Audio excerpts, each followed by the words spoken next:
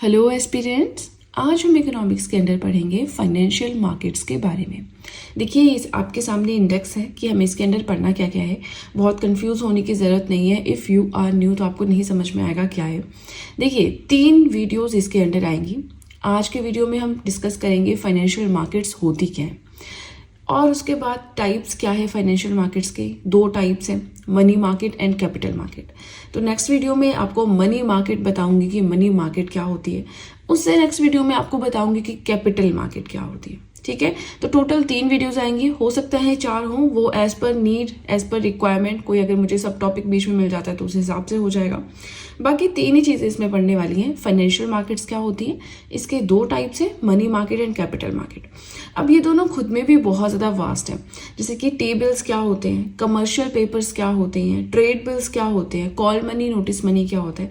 तो इस तरह की चीज़ें हम इसके अंदर पढ़ेंगे। ठीक है, अभी अगर आपको इंडेक्स लिखना है तो आप देखिए यहाँ पे देख सकते हैं, ये चीज़ें लिख सकते हैं।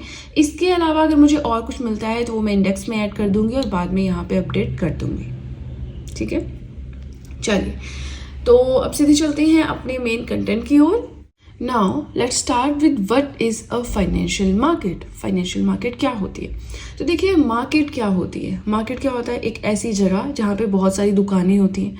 आप जाते हैं, शैम्पू, सब्जी, खिलौने, कपड़े, ये सब कुछ लेकर आते हैं, राइट? वही मार्केट होती है। अब मार्केट में कैसे लोग होते हैं? एक तो हम जैसे लोग होते हैं जिनके पास पैसा तो है, लेकिन जिनको कॉमोडिटीज, चीज़ों की ज़रूरत है। जैसे कपड़े की ज़रूरत है, जीन्स चाहिए, चिप्स चाहिए, साबुन चाहिए, शैम्पू चाहिए, है ना, हमें चीज़ों की ज़रूरत है। और दूसरे लोग वो होते हैं जिनके पास ये सारी चीज़ें हैं, मतलब दुकानदार, उनको चाहिए पैसा। वो हमें सामान देंगे, उसके बदले उन्हें चाहिए पैसा। ठीक है, तो एक ऐसा इंसान है जिसके पास पैसा बहुत ज़्यादा है लेकिन चीज़ें नहीं है। दूसरा ऐसा है जिसको पैसे की ज़रूरत है ना। तो इस तरह के लोग जब एक जगह पे जाके इंटरेक्ट करते हैं, व्यापार करते हैं, ट्रेड करते हैं, तो उस जगह को हम मार्केट बोलते हैं। एम आई राइट? नाउ मार्केट आप समझ गए क्या होता है, बिल्कुल डे टू डे लाइफ में पता ही होगा, इसमें समझना क्या है ना। तो अब फाइनेंशियल मार्केट्स क्या होते हैं? फाइनेंशियल मार्केट्स होती हैं ऐसी जगह, ऐसी प्लेटफॉर्म जहाँ पे जो फाइनेंशियल इंस्ट्रूमेंट्स हैं इनका व्यापार किया जाता है। फाइनेंशियल इंस्ट्रूमेंट्स जैसे कि मैंने आपको बताया, बॉन्ड्स होते हैं, इक्विटीज होते हैं, कमर्शियल पेपर्स होते हैं, ट्रेड बिल्स होते हैं, प्रॉमिसरी नोट्स होते हैं।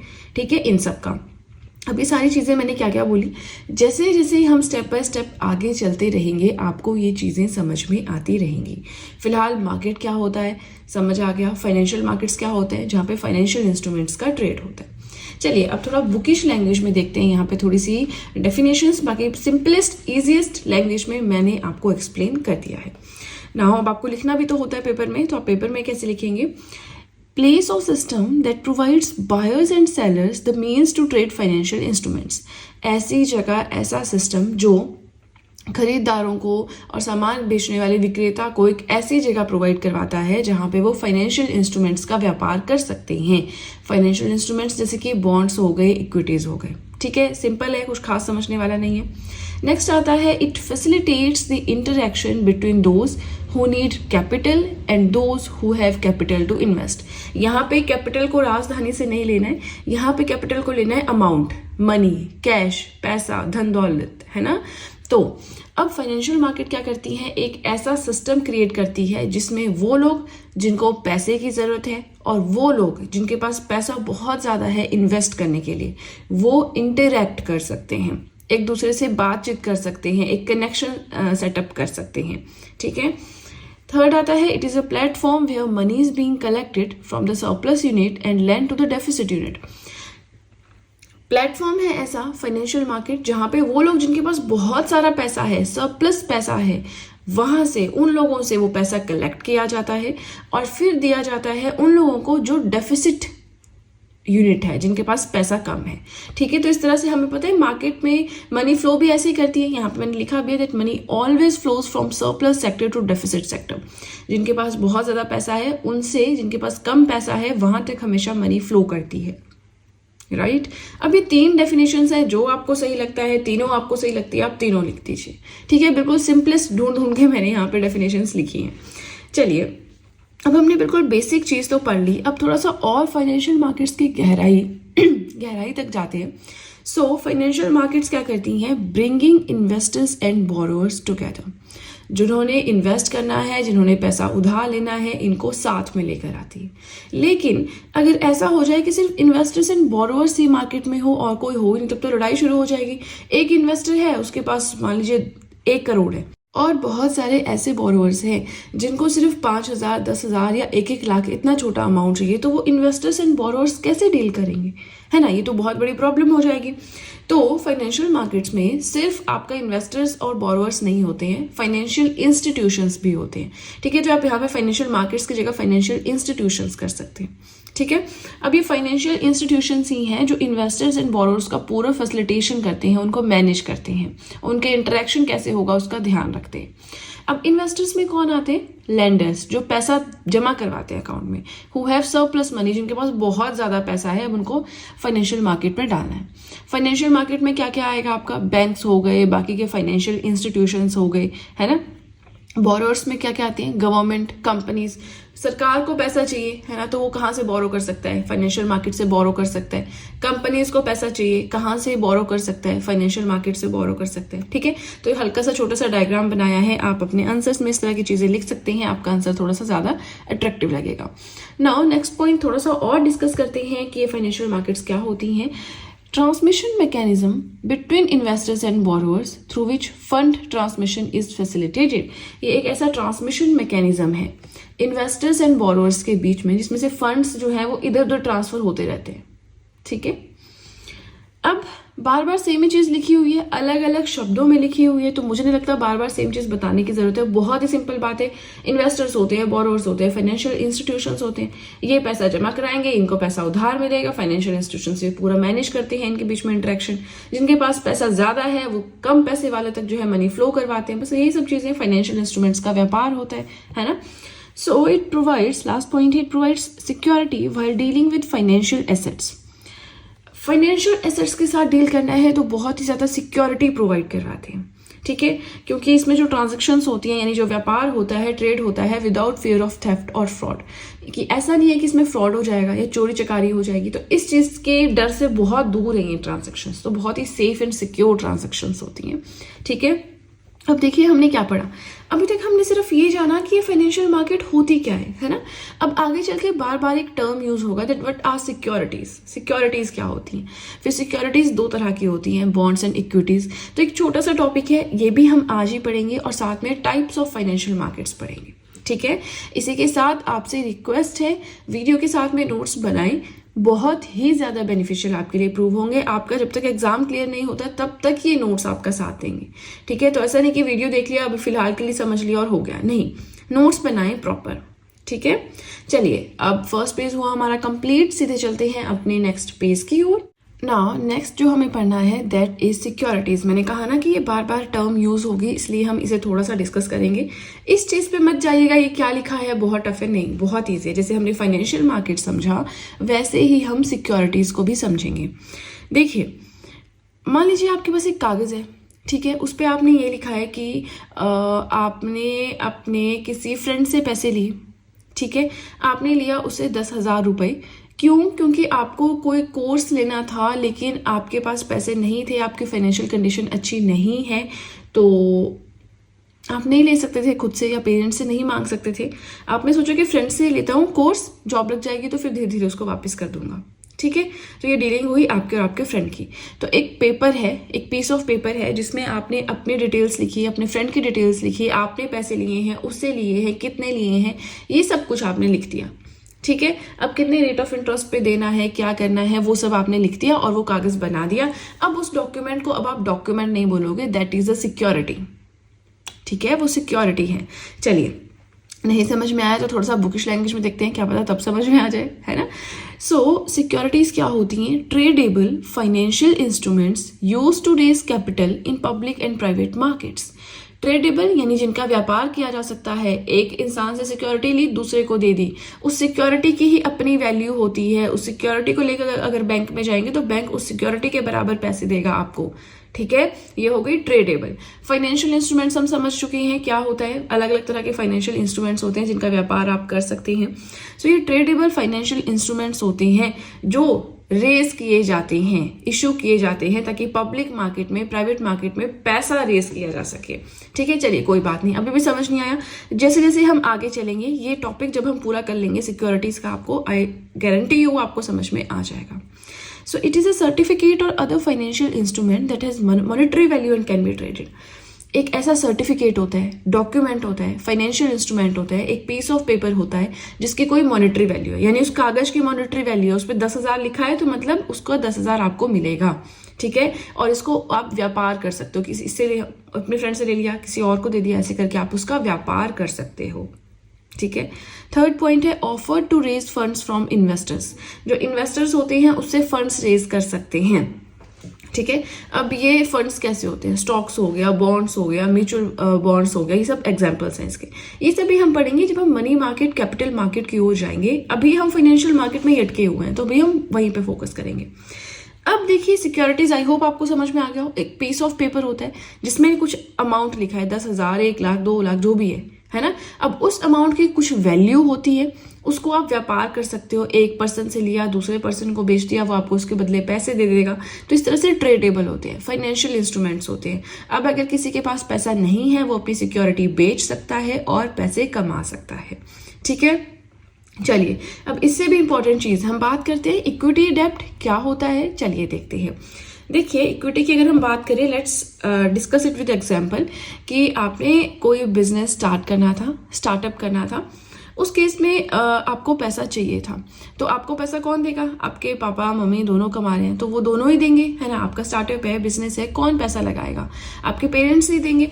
तो आपके पेरेंट्स ने आपको 5 लाख 10 लाख जो भी चाहिए था वो पैसा दे दिया है। ठीक है, आपने बिजनेस स्टार्ट किया है। अब आपके पेरेंट्स कोई डिमांड थोड़ी करेंगे कि हमें इंटरेस्ट दो, हमें प्रिंसिपल दो। वो सिर्फ इतना बोलेंगे कि अपना सेटल हो ले, अगर तेरे पास बहुत पैसा आता है तो मुझे कर दियो वापस, है ना। नहीं आता है चल तब कोई बात नहीं, तब हम तेरे लिए कुछ और देखेंगे, है ना। ये चीज होती है। तो अब जो बिजनेस है उस बच्चे का, उस कैंडिडेट का, उसमें पेरेंट्स का भी हक है। पेरेंट्स की भी उसको बीच बीच में सुननी पड़ेगी, क्योंकि उन्होंने पैसा लगाया है ना। अगर पेरेंट्स बोले कि नहीं नहीं ये जगह सही नहीं है, तुम ऐसा करो शहर में जाके अपना ऑफिस खोलो, यहाँ पे मत खोलो गाँव में, तो बच्चे को सुननी पड़ेगी। पेरेंट्स कोई भी और एडवाइस देते तो बच्चे को सुननी पड़ेगी, उन्होंने पैसा लगाया है ना। बाकी रेट ऑफ इंटरेस्ट नहीं मांग रहे, वो कुछ नहीं मांग रहे, देना होगा बाद में दे देना, नहीं देना होगा तो चलो कोई बात नहीं, है ना, डूब जाएगा तो रहने देना। तो ये हो गया आपका इक्विटी। चलिए अब थोड़ा सा यहां से देखते हैं। So equity represents ownership held by a share holder in an entity. किसी भी चीज में किसी पर्सन की, शेयर होल्डर की ओनरशिप, तो पेरेंट्स की ओनरशिप है ना, उसमें उनकी कमांड चलेगी ना उसके उस स्टार्टअप पे, वो हो गई उनकी इक्विटी, यानी पार्टनरशिप, उनका ट्रस्ट है। Gets dividends from the funds. अब ये जो भी ओनरशिप होती है किसी भी शेयर होल्डर की, अब उसको प्रॉफिट मिलता है फंड्स में से। अब जब भी उसकी कंपनी अगर डूबेगी तो पेरेंट्स को भी लॉस है, अगर वो कमाएगी तो पेरेंट्स को भी प्रॉफिट मिलेगा, है ना। तो कंपनी क्या कैसे परफॉर्म करती है, इसका बहुत ज्यादा फर्क जो है शेयर होल्डर्स पे पड़ता है। And these people are entitled to vote at a annual general meeting. हर साल कोई मीटिंग होगी अगर इस कंपनी की, तो वहां पे पेरेंट्स का भी राइट होगा, वो भी अपना सजेशन दे सकते हैं, कोई रिकमेंडेशन होगी दे सकते हैं, है ना। ये हो गई आपकी इक्विटी। नाउ व्हाट इज डेब्ट? डेब्ट होता है, वही हम एग्जाम्पल ले लेते हैं ऊपर कोर्स वाला। एक फ्रेंड को दूसरे फ्रेंड ने 10,000 रुपए दिए कोर्स के लिए। अब उस पर लिखा है कि भाई ये रेट ऑफ इंटरेस्ट, ये आपको वापस मुझे करना है at for example at 5% rate of interest आपको वापस करना है इतने सालों में। तो वो हो गया डेब्ट। It represents a borrowed money that must be repaid. पैसा किसी से उधार लिया है वो डेब्ट रिप्रेजेंट करता है, और वो पैसा वापस करना है ये भी रिप्रेजेंट करता है। Gets principal and interest irrespective of company making profits and loss. यहाँ पे प्रिंसिपल और इंटरेस्ट दोनों मिलता है वापस। किसको? जिसने उधार दिया है ना, जो लेंडर है, इन्वेस्टर है। इन्वेस्टर नहीं बोलेंगे, लेंडर बोलेंगे उसको। 10,000 दिया है प्लस जो भी रेट ऑफ इंटरेस्ट 5% के हिसाब से मिलेगा, दोनों उसको वापस मिलेगा। अब चाहे जिसने कोर्स के लिए, जॉब के लिए लोन लिया है, चाहे उसकी जॉब लगे या ना लगे, देने वाले को मतलब नहीं है, पैसे देने वाले को, उसको तो प्रिंसिपल भी चाहिए, उसको इंटरेस्ट भी चाहिए after certain period of time, and no right of vote. अब अगर बाद में उसकी मान लो उसने क्लर्क की वो तैयारी कर रहा था, साथ में वो यूपीएससी की भी तैयारी कर रहा था, और उसका यूपीएससी क्लियर हो गया, अब तो उसके पास पोस्ट बड़ी हो गई, तो अब इस पोस्ट का फायदा वो पैसा देने वाला नहीं उठा सकता। अब उसके पैसे, जो वो ज़्यादा पैसे कमा रहा है तो उसके ऊपर वो उधार देने वाला हक नहीं जमा सकता। So no right of vote. पैसा कैसे यूज़ करेगा वो पर्सन जिसने मेहनत करके जॉब ली है, उसके ऊपर कोई हक नहीं है उसका पैसा उधार देने वाले का। उसका सिर्फ इतना है कि आप प्रिंसिपल लो, इंटरेस्ट लो और निकलो, है ना। तो यहाँ पे अगर कंपनी डूबती है तो शेयर होल्डर्स भी डूब जाते हैं। यहाँ पे अगर कंपनी डूबे या बहुत पैसा कमाए कोई मतलब नहीं होता, उसको पैसा चाहिए अपना बस। ठीक है, इक्विटी एंड डेब्ट समझ में आ गया, बहुत सिंपल था। अब हम एक छोटा सा टॉपिक डिस्कस करते हैं, दैट इज फाइनेंशियल मार्केट्स। हम फाइनेंशियल मार्केट्स को किस तरह से पढ़ेंगे। देखिए, फाइनेंशियल मार्केट्स दो तरह की होती हैं, money market and capital market. देखिए, हम फाइनेंशियल मार्केट्स पढ़ रहे थे। अब फाइनेंशियल मार्केट्स क्या होती है, क्या क्या इसके टाइप्स होती हैं, इसके अंदर सिक्योरिटीज क्या होती है, बहुत सारी चीजें हम ऑलरेडी प्रीवियस पार्ट में पढ़ चुके हैं। उसके बाद हमने जाना कि फाइनेंशियल मार्केट्स दो तरह की होती हैं, money market and capital market. इनके बारे में हमने कुछ भी नहीं पढ़ा है। सो आज हम स्टार्ट करेंगे विद द मनी मार्केट, कि मनी मार्केट का मतलब क्या होता है। ठीक है, कौन कौन से इंस्ट्रूमेंट्स हैं इसके, कौन कौन से गवर्नमेंट इशू करता है, जैसे टी बिल्स, ट्रेजरी बिल्स हैं, आपके कमर्शियल पेपर्स हैं, आपके ट्रेड बिल्स हैं, आपके प्रोमिसरी नोट्स हैं, ये सारी चीजें हम पढ़ेंगे। इसके अलावा देखिए, ये तो एक तरह से क्लासिफिकेशन हो गई मनी मार्केट के इंस्ट्रूमेंट्स की। सेकेंडली, हम मनी मार्केट के इंस्ट्रूमेंट्स को डिवाइड कर सकते हैं as in organised market and unorganised market. ठीक है, तो ये जो दो पॉइंट्स आपको यहाँ पे दिख रहे हैं, इनको बहुत ही ज्यादा डिटेल में हम पढ़ेंगे।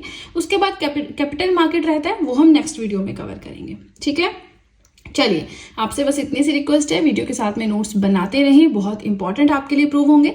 और चलिए अब सीधे चलते हैं अपने मेन कंटेंट की ओर। नाउ, मनी मार्केट होती क्या है। देखिए, हमने पढ़ लिया फाइनेंशियल मार्केट क्या होती है, जहां पे व्यापार होता है, ट्रेड होता है, बाइंग एंड सेलिंग होती है फाइनेंशियल इंस्ट्रूमेंट्स की। ठीक है, फिर हमने जाना कि ये दो तरह की होती है, money market and capital market. अब मनी मार्केट वो मार्केट होती है जिसमें शॉर्ट टर्म फंड्स जो है आपको मिलेंगे, having maturity up to 1 year और लेस। 1 साल या उससे कम टाइम पीरियड के लिए जब पैसे इन्वेस्ट किए जाते हैं उसे हम कहते हैं शॉर्ट टर्म फंड्स। अब देखिए, जो बैंक्स हैं वो फंड्स आपको देते हैं, हम उन्हें इन्वेस्ट करते हैं, तो एक तरह से उसमें बाइंग भी हो रही है, इन फंड्स की सेलिंग भी हो रही है। ठीक है, जैसे जैसे हम आगे चलते रहेंगे आप पूरा कंसेप्ट समझते रहेंगे। ठीक है, तो ऐसा नहीं सोचना कि फर्स्ट पॉइंट समझ नहीं आया या ये वाला पॉइंट समझ नहीं आया, सब कुछ इंटरलिंक्ड है, बस ध्यान से सुनते रहिए। अब मनी मार्केट को रेगुलेट कौन करता है, RBI, which is the reserve bank of India, central bank of India. ठीक है, funds are raised for short term needs, थोड़े से टाइम की जरूरत है, शॉर्ट टर्म के लिए रिक्वायरमेंट है, इसलिए फंड्स रेज किए जाते हैं। ठीक है, अब देखिए, मेन रेगुलेटर है आरबीआई और मेनली गवर्नमेंट फर्म्स, ये हम पढ़ेंगे, गवर्नमेंट है, फर्म्स है, इंस्टीट्यूशंस है, वो क्या करते हैं, फंड्स को रेज करते हैं। क्यों फंड्स को रेज करते हैं, चलिए इस पॉइंट को हम यहाँ पे जो डायग्राम बनाया है उसके थ्रू समझेंगे, फिलहाल छोड़ दीजिए। वर्किंग कैपिटल रिक्वायरमेंट्स, इस चीज को, इस टर्म को भी हम यहाँ पे डिस्कस करेंगे। नेक्स्ट आता है less risk due to less maturity period. अब कम टाइम के लिए आप पैसा इन्वेस्ट कर रहे हो, ठीक है, 1 साल के लिए, और 1 साल से कम का टाइम पीरियड है, तो ऑब्वियसली रिस्क भी कम है।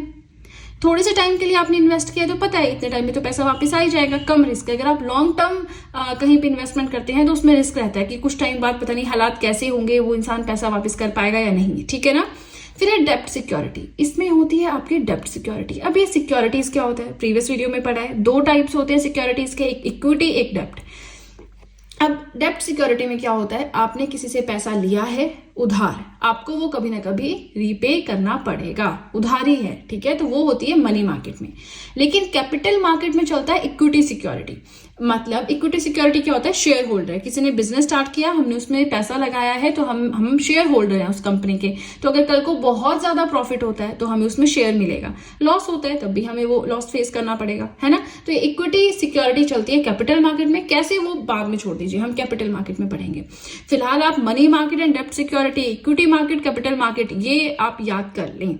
मनी मार्केट में डेप्ट सिक्योरिटी कैसे चलती है, पैसा उधार लिया है तो जिससे पैसा उधार लिया है उसको आपको कभी ना कभी वापस करना ही होगा, वो आता है मनी मार्केट में। Lesser return in money market, money market में आपको बहुत ज्यादा पैसा नहीं मिलता लेकिन सेफ्टी प्रोवाइड करवाता है आपको मनी मार्केट, ठीक है ना। फिर है इंस्ट्रूमेंट्स, क्या क्या इंस्ट्रूमेंट्स हम मनी मार्केट के अंदर पढ़ेंगे? आपके टी बिल्स हैं, कमर्शियल पेपर्स हैं, सर्टिफिकेट ऑफ डिपॉजिट है, ये सब कुछ पढ़ेंगे। चलिए, अब ये वाला पॉइंट मैंने यहाँ पे स्किप किया था, that funds are raised for short term needs. थोड़े बहुत टाइम की रिक्वायरमेंट होती है, इसलिए फंड्स को रेज किया जाता है मनी मार्केट के अंदर, ये मैंने कहा। चलिए इस पॉइंट को थोड़ा अच्छे से समझ लेते हैं। Okay, so here are the instruments for money market. Money market के इंस्ट्रूमेंट्स आप देख रहे हैं स्क्रीन के ऊपर। अब ये क्या है? ये कुछ ऐसे इंस्ट्रूमेंट्स हैं जिनको भारत सरकार इशू करती है, कुछ ऐसे इंस्ट्रूमेंट्स हैं जो इंपॉर्टेंट या बहुत प्रॉफिट कमाने वाली फर्म्स हैं वो इशू करती हैं, या फिर कुछ ऐसे होते हैं जिनको फाइनेंशियल इंस्टीट्यूशंस इशू करते हैं। अब हमने पढ़ा कि funds are raised for short term needs, यही पॉइंट हम डिस्कस कर रहे थे। अब देखिए, सरकार को पैसा चाहिए, पैसा शॉर्ट हो रहा है, तो सरकार क्या करेगी? इनमें से कोई भी चीज बहुत ज्यादा इशू कर देगी।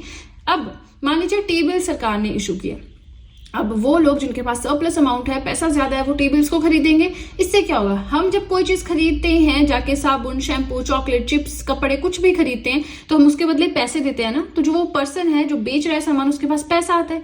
वैसे ही सरकार जब टी बिल्स को बेच रही है तो उसके पास पैसा आएगा और उसे वो अपनी रिक्वायरमेंट्स पूरी कर लेगा। यही हमारा मतलब था यहाँ पे funds are raised for short term needs है। ठीक है, फर्म्स यानी बड़ी बड़ी कंपनीज के केस में भी ऐसा होगा, जो फाइनेंशियल इंस्टीट्यूशंस हमने थर्ड पढ़ा उसके केस में भी ऐसा होगा।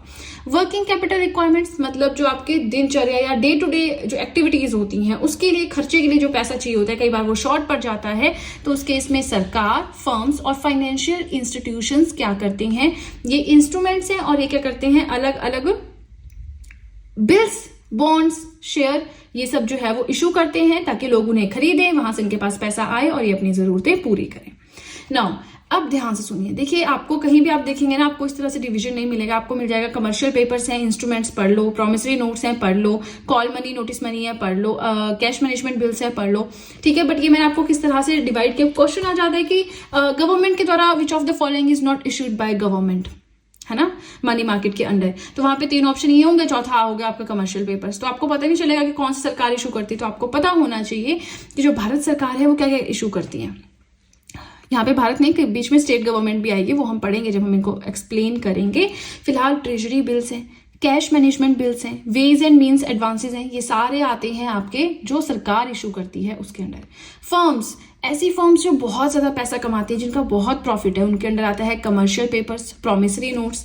थर्ड आते हैं इशूड बाय फाइनेंशियल इंस्टीट्यूशंस। अरे भाई, जो बैंक्स होते हैं उनको भी तो पैसा चाहिए, है ना, उनको भी तो शॉर्ट हो जाता है पैसा, सिर्फ सरकार को और फर्म्स को थोड़ी शॉर्ट होता है। तो अब जो फाइनेंशियल इंस्टीट्यूशंस हैं वो कैसे कैसे इशू करा सकते हैं अपने लिए money? Certificate of deposits, call money, notice money. I know आपको थोड़ा सा लग रहा है हम क्या पढ़ रहे हैं, पर देखिए ये बहुत इंपॉर्टेंट है। यहाँ से डायरेक्ट क्वेश्चन आता है मनी मार्केट से, है ना, तो आपको याद रखना है। Money market short term funds या शॉर्ट टर्म नीड्स के लिए फंड्स रेज किए जाते हैं। कैपिटल मार्केट में लॉन्ग टर्म फंड्स, है ना, तो वो हम पढ़ेंगे कैपिटल मार्केट अलग से, तभी मैं साथ में नहीं पढ़ा रही हूँ, कंफ्यूज ना हो। पहले पढ़ लेंगे मनी मार्केट, कैपिटल मार्केट, बाद में देखेंगे अगर डिफरेंस बनता है तो डिफरेंस भी डिस्कस करेंगे। ठीक है, चलिए फर्स्ट पेज हुआ कंप्लीट। अब हमें क्या करना है, ध्यान से सुन लीजिए, बहुत इंपॉर्टेंट पार्ट हमारा इस इकोनॉमिक्स का शुरू होने वाला है, विच इज दी इंस्ट्रूमेंट्स को पढ़ना। ठीक है, तो पहले हम गवर्नमेंट जो इशू करती है वो पढ़ेंगे, फिर फर्म्स इशू करती हैं वो पढ़ेंगे, फाइनेंशियल इंस्टीट्यूशंस इशू करते हैं वो पढ़ेंगे। ठीक है, तो चलिए वीडियो पसंद आ रही हो तो लाइक जरूर कीजिएगा और अब सीधे चलते हैं अपने नेक्स्ट पेज की ओर। अब देखिए एक चीज समझ लीजिए, कुछ चीजें हम समझते हैं, ठीक है, लेकिन कुछ चीजें आपको याद भी करनी पड़ती हैं। तो यहाँ पे कुछ कुछ ऐसी बातें आएंगी जो आपको याद भी करनी होंगी। ठीक है, क्योंकि बहुत कंफ्यूजिंग हो जाएगा जब हम इतने सारे पढ़ेंगे। बट यहाँ से क्वेश्चंस आते हैं, स्टेटमेंट्स एज इट इज उठाई हुई आती हैं, 3-4 स्टेटमेंट्स दी होती हैं, which of the following is correct, 1 और 2 और 3 ऐसे क्वेश्चन आते हैं। तो आपने बहुत ध्यान से सुनना है, एक एक चीज इंपॉर्टेंट है। नाउ मनी मार्केट के अंदर इंस्ट्रूमेंट्स जो सरकार के द्वारा इशू किए जाते हैं कौन कौन है? 3 हमने पढ़ लिए। चलिए फर्स्ट डिस्कस करते हैं, which is treasury bills. T bills भी नहीं कहते हैं, issued by RBI on behalf of government. सरकार जो होती है उसके बिहाफ पे आरबीआई इसे इशू करता है। अब याद कर लो, सेंट्रल गवर्नमेंट, सिर्फ सेंट्रल गवर्नमेंट, सिर्फ केंद्र सरकार टी बिल्स को इशू कर सकती है, स्टेट गवर्नमेंट नहीं कर सकती है, और सेंट्रल गवर्नमेंट के बिहाफ पे भी आरबीआई इसे इशू करता है। ठीक है, सेकेंड पॉइंट है issued to fulfil short term liquidity requirements. Liquidity क्या है? पैसा फ्लो, कैश का फ्लो। अब शॉर्ट टर्म में रिक्वायरमेंट है, थोड़े से टाइम के लिए पैसा चाहिए, थोड़े से टाइम के लिए पैसा शॉर्ट हो रहा है, तो उस टाइम पे सेंट्रल गवर्नमेंट जो है ट्रेजरी बिल्स को इशू करवा सकती है आरबीआई से। Issued at discounted value. अब ये डिस्काउंटेड वैल्यू क्या होता है? मान लीजिए आपका कोई ट्रेजरी बिल है, ठीक है, उसकी कीमत है 100 रुपए, ठीक है, लेकिन वो डिस्काउंटेड वैल्यू पे इशू की जाती है, यानी कि फॉर एग्जांपल समझ लीजिए ये आपको सिर्फ 97 रुपीज में मिल जाएगी। इसकी वैल्यू तो 100 रुपीज है, लेकिन आरबीआई आपको सिर्फ 97 रुपीज में दे रहे हैं। ठीक है, बहुत अच्छी बात है। अब देखिए 97 रुपीज में उसने दिया, लेकिन जब वापिस आप करेंगे ना, ठीक है, अभी आपने खरीद लिया, आप आगे किसी और को बेचेंगे या उसे ही वापस बेचेंगे, तो वो आपको 100 रुपीज वापिस करेगा, यानी जो 3 रुपए कम दिया था अभी 100 रुपीज में वापिस करेगा। तो ये 3 रुपए आपके लिए प्रॉफिट हो गया। ठीक है ना, यहाँ पे क्या बोल रहे हैं, नहीं समझ आया फिर से समझाऊंगी, ध्यान से सुनते रहिए। इशूड एट डिस्काउंटेड वैल्यू, जो एक्चुअल प्राइस होता है उस पर डिस्काउंट करके ये आपको मिलते हैं, एक्चुअल प्राइस पे कभी नहीं मिलते हैं। एंड डिस्काउंटेड वैल्यू क्या होता है, a price less than their face value. Face value होता है जो इस कागज के फेस पे लिखा हुआ है 100 रुपीज, ठीक है, तो वो इसकी फेस वैल्यू हो गई क्योंकि कागज के फेस पे लिखा है। अब फेस वैल्यू से कम रेट पे आपको ये मिलते हैं and repaid at face value, लेकिन जब बाद में आप इसको वापस करोगे तो आपको जो रीपेमेंट होगी वो पूरी की पूरी होगी फेस वैल्यू के ऊपर। तो इसमें कोई इंटरेस्ट नहीं मिलता है, कुछ पैसा नहीं मिलता है, लेकिन ये जो होता है ना face value and discounted value के बीच में डिफरेंस, यही आपका ऑटोमेटिकली इंटरेस्ट बन जाता है, क्योंकि बिना इंटरेस्ट के कोई आदमी क्यों ही टी बिल्स लेगा, पैसा तो भाई सबको चाहिए, है ना, तो वही रीजन है ना। इंटरेस्ट ऑन द इन्वेस्टमेंट, अब जिसने खरीदा है उसको इंटरेस्ट इन्वेस्टमेंट पे कैसे मिलता है, face value minus issue price. Face value is 100 rupees, issue price is ₹97, तो 3 रुपए उसको प्रॉफिट हो गया, इंटरेस्ट हो गया। ठीक है, now these are the secured instruments, इसमें कम प्रॉफिट मिलता है बट सिक्योरिटी पूरी पूरी है, क्योंकि सेंट्रल गवर्नमेंट इशू कर रही है ना, तो वो आपको टाइम से वापस करेगी और जितना कहा है उतना पैसा वापस करेगी। ठीक है, तो बहुत सिक्योर्ड होते हैं ये। And issued for a period not exceeding 364 days, 364 दिन, यानी 365 दिन का तो एक साल हो गया, तो एक साल से कम यानी कि 364 दिनों से ज्यादा ये इशू नहीं किए जाते हैं। अब इसमें भी डेज फिक्स हैं कि कितने कितने दिनों के लिए इशू किए जाते हैं, 14 डेज, 91 डेज, 182 डेज, 364 डेज। इसमें से रिसेंटली जो 14 डेज वाले टेबल्स हैं इंडिया में ये डिसकंटिन्यू हो चुके हैं। ठीक है, चलिए अब जो मैंने आपको ऊपर पढ़ाया ना वो face value and issue price वाला, वही चीज मैंने यहाँ पे लिखी है। फेस वैल्यू है 100 रुपीज, फॉर एग्जाम्पल इशू हो गया आपको वो टेबल 95 रुपीज में। तो अब अभी आपने खरीद तो 95 रुपए में लिया, लेकिन जब आप उसको वापस करने जाएंगे तो आपको 100 रुपीज मिलेंगे। तो जो 5 रुपए है, जो ये डिफरेंस आ रहा है face value and issue price के बीच में, that is your interest, that is your return by the government. Government आपको थोड़ा सा तो प्रॉफिट देगी ना, तो ये वही प्रॉफिट है। ठीक है, चलिए सेकेंड अगर हम देखें, हम क्या पढ़ रहे हैं, वो इंस्ट्रूमेंट्स जो इशू किए जाते हैं by the government. So second instrument is cash management bill, CMB। ये इंट्रोड्यूस किए गए थे 2010 में, sold by RBI on behalf of government. Again central government, इसे भी सिर्फ केंद्र सरकार इशू करवा सकती है, किसको बोल के, RBI को बोल के, है ना, खुद से नहीं करती, RBI ये रोल प्ले करता है। क्यों, to raise money for the temporary needs of the government. ये सारे इंस्ट्रूमेंट्स ही ऐसे हैं कि टेम्पररी नीड्स हैं, क्योंकि मनी मार्केट है ही शॉर्ट टर्म मार्केट, ठीक है ना, थोड़े टाइम के लिए जरूरत होगी तभी फंड्स को रेज किया जाता है अलग अलग तरह से।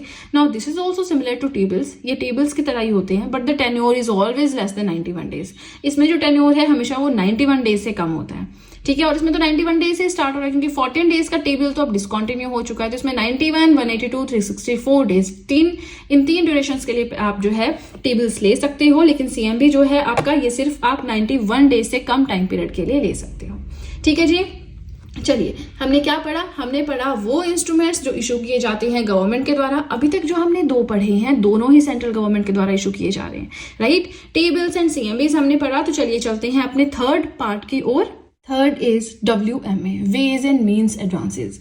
अब यहाँ पे याद रखने वाला है, ये भी टेम्पररी लोन फैसिलिटी है, टेम्पररी थोड़े बहुत टाइम के लिए मिलेगा, शॉर्ट टर्म टाइम के लिए मिलेगा, to the central and state government, यानी सेंट्रल गवर्नमेंट और स्टेट गवर्नमेंट दोनों ही इनको इशू कर सकती है। अभी तक CMBs पढ़ा, cash management bill and T-bills, दोनों को सिर्फ सेंट्रल गवर्नमेंट इशू करवा सकता है थ्रू RBI, यहाँ पे दोनों करवा सकते हैं। ठीक है, इंट्रोड्यूस्ड इन 1997 में कंसेप्ट इंट्रोड्यूस हुआ था, to meet mismatches in the receipts and payments of the government.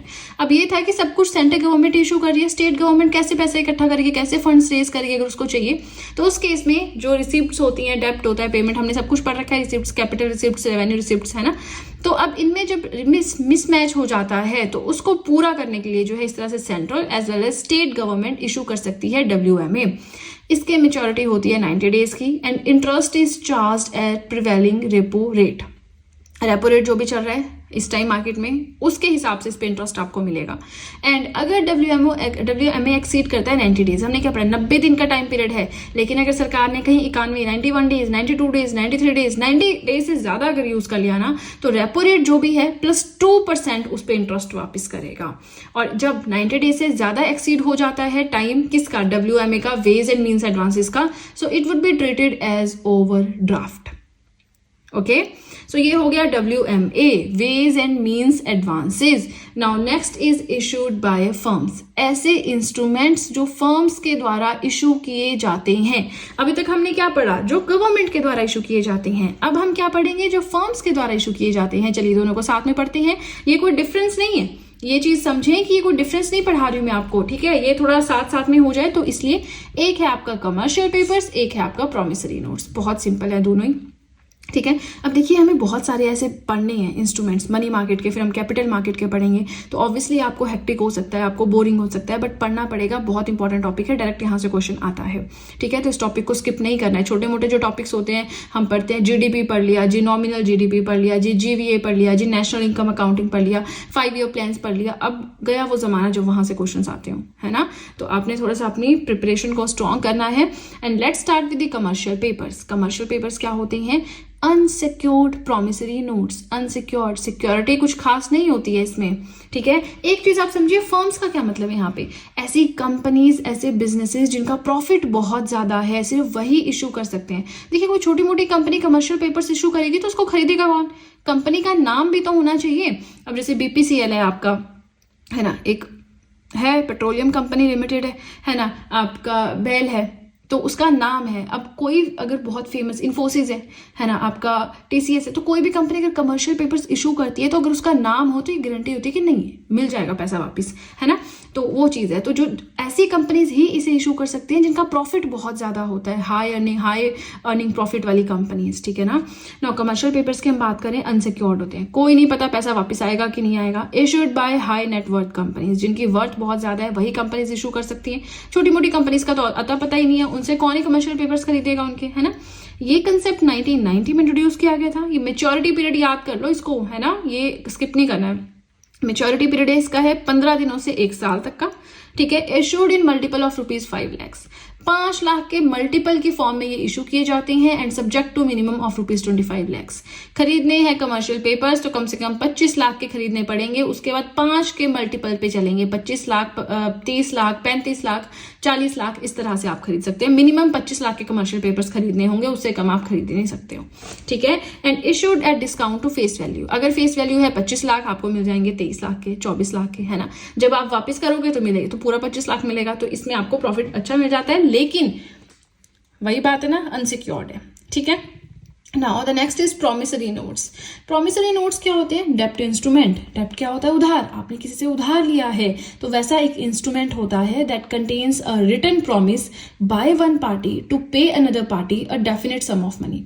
ये एक ऐसा डेप्ट इंस्ट्रूमेंट होता है जिसमें एक रिटन प्रॉमिस होता है, लिखा हुआ प्रॉमिस होता है कि एक पार्टी दूसरे पार्टी को पैसा देगी, क्योंकि दूसरी पार्टी ने किसी टाइम पे पहली पार्टी को पैसे उधार दिया था, तो ये पार्टी उसको वापस करेगी definite sum of money at definite rate of interest, एक पर्टिकुलर टाइम पीरियड के बाद, ठीक है। ये इसमें होता है। अब कई बार क्या होता है, दुकानदार होते हैं, है ना, तो किसी ने अपना शोरूम खोला है, जो भी है, उनके पास इनफ पैसा नहीं होता कि वो होलसेलर को दे सके, तो उस केस में वो प्रॉमिसरी नोट्स जो है वो इशू करते हैं, ठीक है। क्रेडिट पे लेते हैं और बोलते हैं कि जब सामान बिक जाएगा तो हम आपको पैसे वापस कर देंगे। होलसेलर्स तो जानते ही हैं ट्रेडर्स को, पर उनको पक्का कुछ सबूत चाहिए, प्रूफ चाहिए, तो वो प्रॉमिसरी नोट्स ट्रेडर से इशू करवाते हैं। तो ट्रेडर्स क्रेडिट लेते हैं होलसेलर से and then ask for credit है, मतलब पैसों के लिए पूछते हैं कि हम बाद में दे देंगे, अभी आप हमें ऐसे ही दे दो, और इसके लिए वो as a proof promissory note issue करते हैं, किसको, होलसेलर्स को। जस्ट एन एग्जांपल, ठीक है। चलिए, फर्म्स के द्वारा 2 ही थे, commercial papers and promissory notes पढ़ लिया। गवर्नमेंट के द्वारा 3 थे, WMA, ways and means advances, CMB, cash management bills and T bills, stationery bills.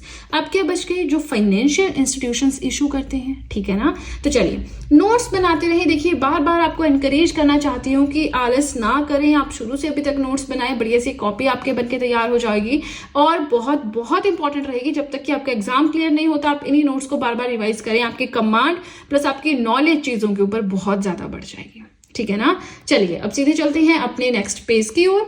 Next is issued by financial institutions. Financial institutions क्या होते हैं? बैंक्स, है ना। तो अभी सभी बैंक्स के पास ये पावर नहीं है। आरबीआई ने जिनको रेगुलेट किया हुआ है, जिनको पावर्स मिली है, वही जो है ये जो हम पढ़ेंगे सर्टिफिकेट ऑफ डिपॉजिट्स हैं, कॉल मनी, नोटिस मनी, इनको इशू कर सकते हैं। चलिए, बहुत इंटरेस्टिंग है, ध्यान से सुनिएगा। First one is certificate of deposit, COD या सीडी बोल लीजिए।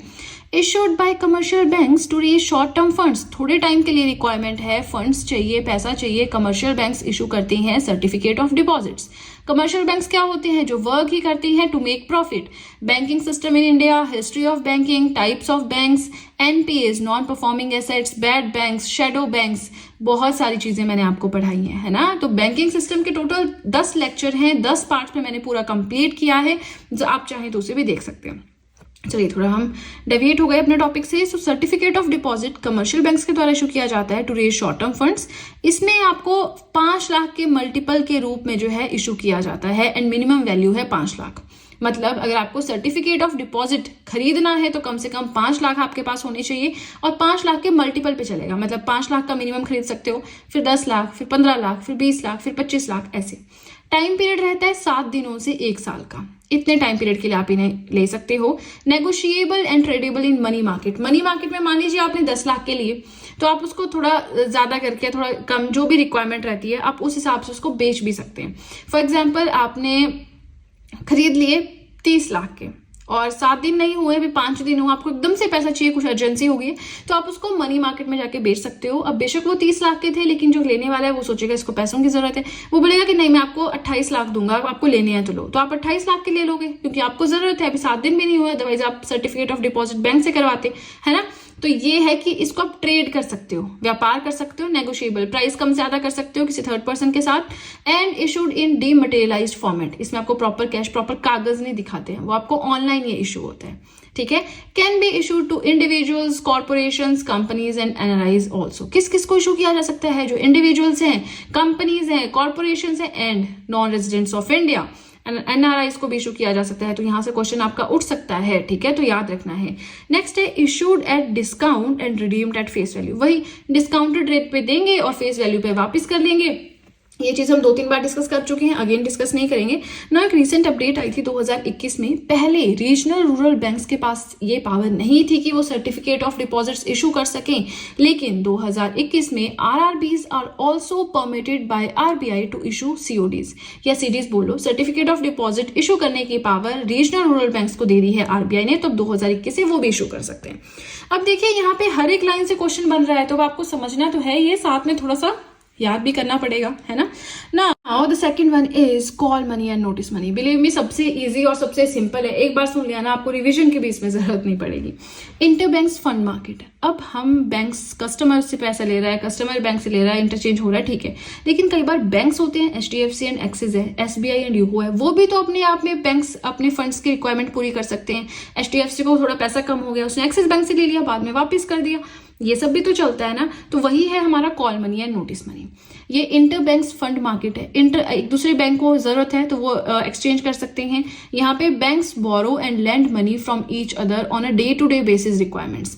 दिन प्रतिदिन की जो जरूरतें होती हैं, रिक्वायरमेंट्स होती हैं, उसको फुलफिल करने के लिए बैंक पैसा उधार देते हैं, लेते हैं, तो ये एक्सचेंज चलता रहता है। अब यहाँ पे बात आती है कि call money and notice money क्या है। So when the money is borrowed for 1 day, that is known as call money.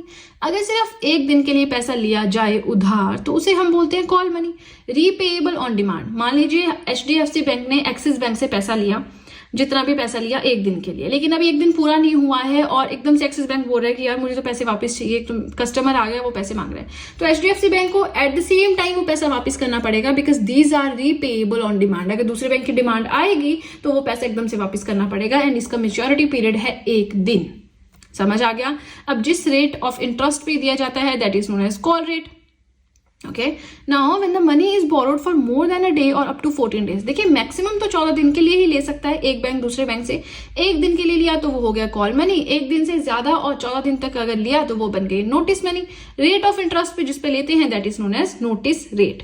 अब ये कॉल रेट और नोटिस रेट क्या है वो भी हम पढ़ेंगे, रुक जाइए थोड़ा, ध्यान से सुनिए, नेक्स्ट पॉइंट पढ़ लेते हैं पहले। No collateral is required to cover these transactions. एक दूसरे बैंक को अगर अपना पैसा एक्सचेंज करना है, उधारी वगैरह लेनी है, तो उनको कुछ गिरवी रखने की जरूरत नहीं होती, वो वैसे ही ट्रस्ट बेसिस पे एक्सचेंज कर सकते हैं। अब मैंने आपको दो चीजें बताई यहाँ पे कि कॉल रेट होता है जी, नोटिस रेट होता है जी, जिस रेट ऑफ इंटरेस्ट पे देते हैं, कौन डिसाइड करता है। देखिए इसकी बड़ी लंबी कहानी है, वो हम नहीं पढ़ेंगे, इतना ज्यादा नहीं हमें पढ़ना, पर यहाँ पे दो टर्म्स आती हैं जो जानना आपके लिए जरूरी है, दैट इज माईबोर एंड माईबिड, है ना। ऐसे MIBOR कर लो, MIBID कर लो, बट मैंने ऐसे किया है MIBOR and MIBID. It stands for Mumbai interbank offered rate and it stands for Mumbai interbank bid rate. Offered rate का मतलब है rate at which lender would like to charge. अब मैं वही एग्जांपल ले लेती हूँ, आपका HDFC है, इसने देना है एक्सिस बैंक को, एक्सिस बैंक के पास है डेफिसिट, इसको चाहिए पैसा, ठीक है। अब क्या करेगा, HDFC जिस रेट पे पैसा देना चाहता है दैट इज माईबोर।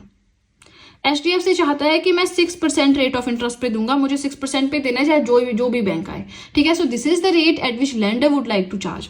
HDFC को खुशी होगी कि अगर उसको 6% रेट ऑफ इंटरेस्ट मिल जाए, है ना। चलिए माईबिड देखते हैं क्या होता है। Mumbai interbank bid rate, this is the rate at which a borrower like to pay while getting a loan. लेकिन एक्सिस बैंक चाहता है कि नहीं, मुझे सिर्फ 4% पे जो बैंक देगा मैं उसी से लूंगा, मैं 4% से ज्यादा अफोर्ड ही नहीं कर सकता हूँ, ठीक है। तो एक्सिस बैंक को ऐसा कोई बैंक ढूंढना पड़ेगा जो सिर्फ 4% पे आपको पैसा दे दे, है ना। क्योंकि हम क्या करें, कॉल मनी नोटिस मनी पढ़ रहे हैं, तो इंटर बैंक फंड्स एक्सचेंज हो रहे हैं, ठीक है। तो जिस रेट पे लेंडर देना चाहे दैट इज माईबोर, जिस रेट पे बोरोवर लेना चाहे पैसा दैट इज माईबिड, ठीक है। यहां से क्वेश्चन आपको बन सकता है। चलिए अभी देखिए वीडियो कंप्लीट नहीं हुई है, अभी हमारा टॉपिक कंप्लीट हुआ ना ये, लेकिन हम मनी मार्केट को एक और तरह से डिवाइड कर सकते हैं, that is organised sector and unorganised sector.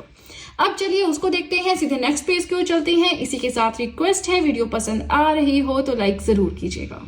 I know video काफ़ी लेंथी हो गया है, लेकिन आप ही के भले के लिए है ना। मनी मार्केट एक साथ में पढ़ाऊंगी तो थोड़ा फ्लो बना रहेगा, तोड़ तोड़ के पढ़ाऊंगी तो आप नहीं समझ पाएंगे। नाउ मनी मार्केट की हम बात कर रहे हैं, हमने मनी मार्केट के इंस्ट्रूमेंट्स जाने कि कौन से गवर्नमेंट इशू करता है, कौन से फर्म्स इशू करती है, कौन सा हमारे फाइनेंशियल इंस्टीट्यूशंस इशू करते हैं। अब हम जानेंगे कि मनी मार्केट को हम दो तरह से डिवाइड कर सकते हैं। यहाँ से आपको क्वेश्चन आ सकता है, बहुत ज्यादा नहीं है, बस ध्यान से सुनते रहिए। The first type is organised money market and the second one is unorganised money market. एक हो गई ऑर्गेनाइज्ड, एक हो गई अनऑर्गेनाइज्ड। अब हम दोनों के इंस्ट्रूमेंट्स पढ़ेंगे। तो देखिए जो ऑर्गेनाइज्ड मनी मार्केट है ये तो मैं आपको पूरा का पूरा पढ़ा चुकी हूँ। देखते हैं हमने इसमें क्या क्या पढ़ा है। Call money and notice money, treasury bills, CMBs cash management bills, CDs certificate of deposits, CPs commercial papers, trade bills, promissory notes, ये सारी आपकी ऑर्गेनाइज्ड मनी मार्केट है। लेकिन दूसरी साइड पे हमारे पास आ जाती है अनऑर्गेनाइज्ड मनी मार्केट। इसके इंस्ट्रूमेंट्स क्या हैं? Traditional money lenders. अब ये क्या होते हैं? पुराने टाइम में तो हो गए जमींदार, आज के डेट में हो गए कि आपके एरिया में जो बहुत ही अमीर आदमी है कुछ नहीं करता, वो सिर्फ उधारी देने का काम करता है। तो इनका क्या लॉस रहता है कि अपनी मर्जी से रेट ऑफ इंटरेस्ट चार्ज करते हैं। ये देखते हैं कि अरे यार ये तो बेचारा गरीब है, चलो छोड़ो इसको हम 10% पे दे देंगे। वैसे तो 10% भी बहुत है, बैंक इतने पे नहीं देता, लेकिन उनका यही सिस्टम है। ये तो सरकारी नौकरी वाला है, इसको 18% रेट ऑफ इंटरेस्ट लेना है तो लो वरना जाओ, ठीक है। तो अपनी मनमर्जी के रेट ऑफ इंटरेस्ट होते हैं, बहुत ही ज्यादा हाई होते हैं, ठीक है। लेकिन ये ऑफिशियल नहीं है, ये अनऑफिशियल तरह से काम हो रहा है। चिट फंड्स आते हैं, रोटेटिंग सेविंग स्कीम बोलते हैं। मान लीजिए आपके 10 मेंबर्स हैं तो वो 10 महीनों के लिए इक्वल पैसा डालेंगे। जितने मेंबर्स हैं वो उतने टाइम पीरियड के लिए पहले पैसा डालेंगे। जब उतना टाइम पूरा हो गया, फॉर एग्जाम्पल एक और एग्जाम्पल लेती हूँ, आपके 50 मेंबर्स है किसी ग्रुप में, वो 50 महीनों के लिए उसमें पैसा डालेंगे। अब जैसे 51st मंथ आता है तो वो ड्रॉ करेंगे, फिर जिसके नाम पे पैसा निकलेगा उसको कुछ अमाउंट देंगे, बाकी इक्वल डिवाइड कर लेंगे, ऐसा कुछ इसमें चलता है। पर ये भी अब जो है सिक्योर नहीं है। फिर आता है पॉन्जी स्कीम्स। देखिए यहाँ से क्वेश्चन बनता तो नहीं है, बट यू नेवर नो, जब पढ़ ही रहे हैं तो अच्छे से पढ़ लेते हैं। अभी पॉन्जी स्कीम्स ये थोड़ा सा आप रिलेट कर पाएंगे। आजकल अनएम्प्लॉयमेंट बहुत है तो सबने कोशिश की होगी कहीं ना कहीं जॉब ढूंढने की, तो ये पॉन्जी स्कीम से आप जरूर मिले होंगे। ये होती है फ्रॉडुलेंट इन्वेस्टिंग स्कीम। आप इन्वेस्ट कीजिए, आपको बहुत ज्यादा पैसा मिलेगा, ये ऐसा एश्योर करती है। Promising high rates of return, बोलती है बहुत आपको रिटर्न मिलेगा, इस पे इंटरेस्ट मिलेगा, आप कोई चीज करनी चाहिए। It works as a pyramid scheme, pyramid के फॉर्म में ये वर्क करती है। It generates returns for older investors by acquiring new investors. ये बोलती है आप नए नए कस्टमर्स, नए नए इन्वेस्टर्स लेकर आओ, ठीक है, जोड़ते रहो चेन की तरह, और पुराने वाले इन्वेस्टर को, जो ओल्ड इन्वेस्टर, उसको पैसा मिलता है। जैसे मान लीजिए ये पर्सन है, इसने 4 लोगों को जोड़ा, ठीक है। अब इन 4 लोगों ने आगे, इसने भी 4 को जोड़ा, इसने भी 4 को, इसने भी 4 को, इसने भी 4 को, तो जब इसने 4 लोगों को जोड़ा, उन सबके जुड़ने पे पैसा इसको भी मिलेगा, वो आगे जोड़ेंगे तो पैसा इसको भी मिलेगा। तो जितना ओल्डर इन्वेस्टर है उसको उतना ज्यादा फायदा होता है। लेकिन ये जो पॉन्जी स्कीम्स है अब ऑफिशियल तरीके से ये बैन हो चुकी हैं price chit and money circulation banning act 1978 के अंडर, बट ऐसा कुछ अभी चल भी रहा है ना। चलिए, ये जो अनऑर्गेनाइज चीजें होती हैं कभी बंद नहीं होती, ये चलती रहती हैं, ठीक है ना। Now here is the index of financial markets कि हमें इसके अंडर क्या क्या पढ़ना था। तो देखिए ये सारे इंडेक्स आप देख सकते हैं, पहले भी आपके साथ शेयर कर चुकी हूँ हर एक चीज़, तो ये सब कुछ हम पढ़ चुके हैं, राइट। आज के वीडियो में हम क्या पढ़ेंगे, हम वो डिस्कस करते हैं। सो आज हमें पढ़ना है सिर्फ और सिर्फ कैपिटल मार्केट क्या होता है, इसका क्या मतलब होता है, कितनी तरह की होती है, क्या क्या इसके इंस्ट्रूमेंट्स होते हैं।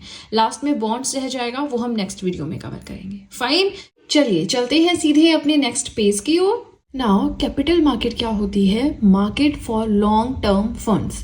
ज़्यादा टाइम के लिए अगर पैसा चाहिए गवर्नमेंट को या कंपनीज को, तो वो कैपिटल मार्केट में जो सिक्योरिटीज हैं उन्हें इशू करते हैं, ठीक है। अब ये टाइम पीरियड कितना हो सकता है, मोर देन 1 ईयर, 1 साल से ज्यादा का टाइम पीरियड।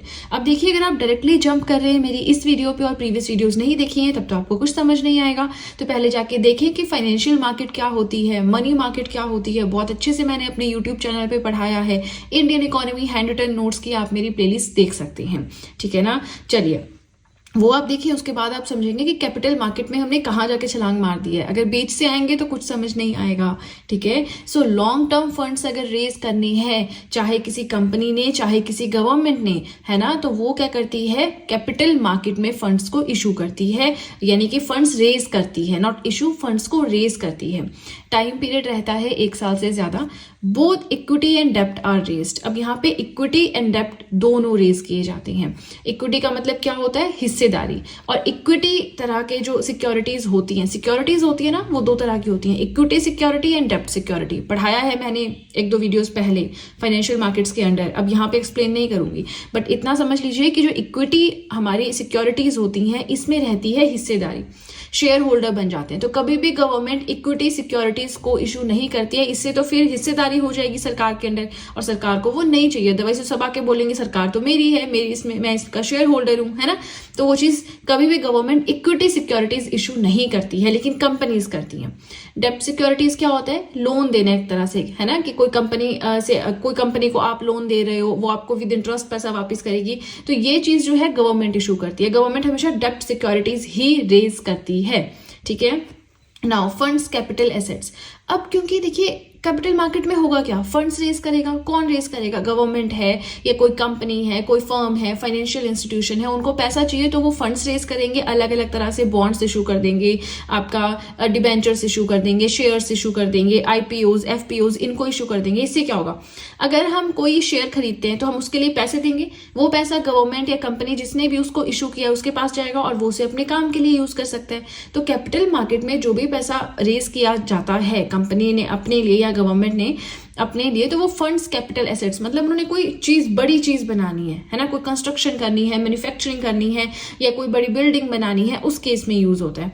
मनी मार्केट में जो पैसा रेज किया जाता है, ठीक है, वो शॉर्ट टर्म फंड्स होते हैं ना वहां पे, तो वो जो अपने रोजमर्रा के खर्चे होते हैं उसके लिए यूज करती है कंपनीज एंड गवर्नमेंट्स, ठीक है। Regulated by SEBI. सेबी क्या है, securities and exchange board of India. जो ये है जो हमारे जैसे एनएसई है, बीएसई है, सेबी है, इनके बारे में भी मैं आपको पढ़ाऊंगी नेक्स्ट वीडियो में। फिलहाल कैपिटल मार्केट पे फोकस करें, सेबी का ज्यादा टेंशन नहीं लेना, ये भी मैं आपको पढ़ाऊंगी इकोनॉमिक्स में, ठीक है।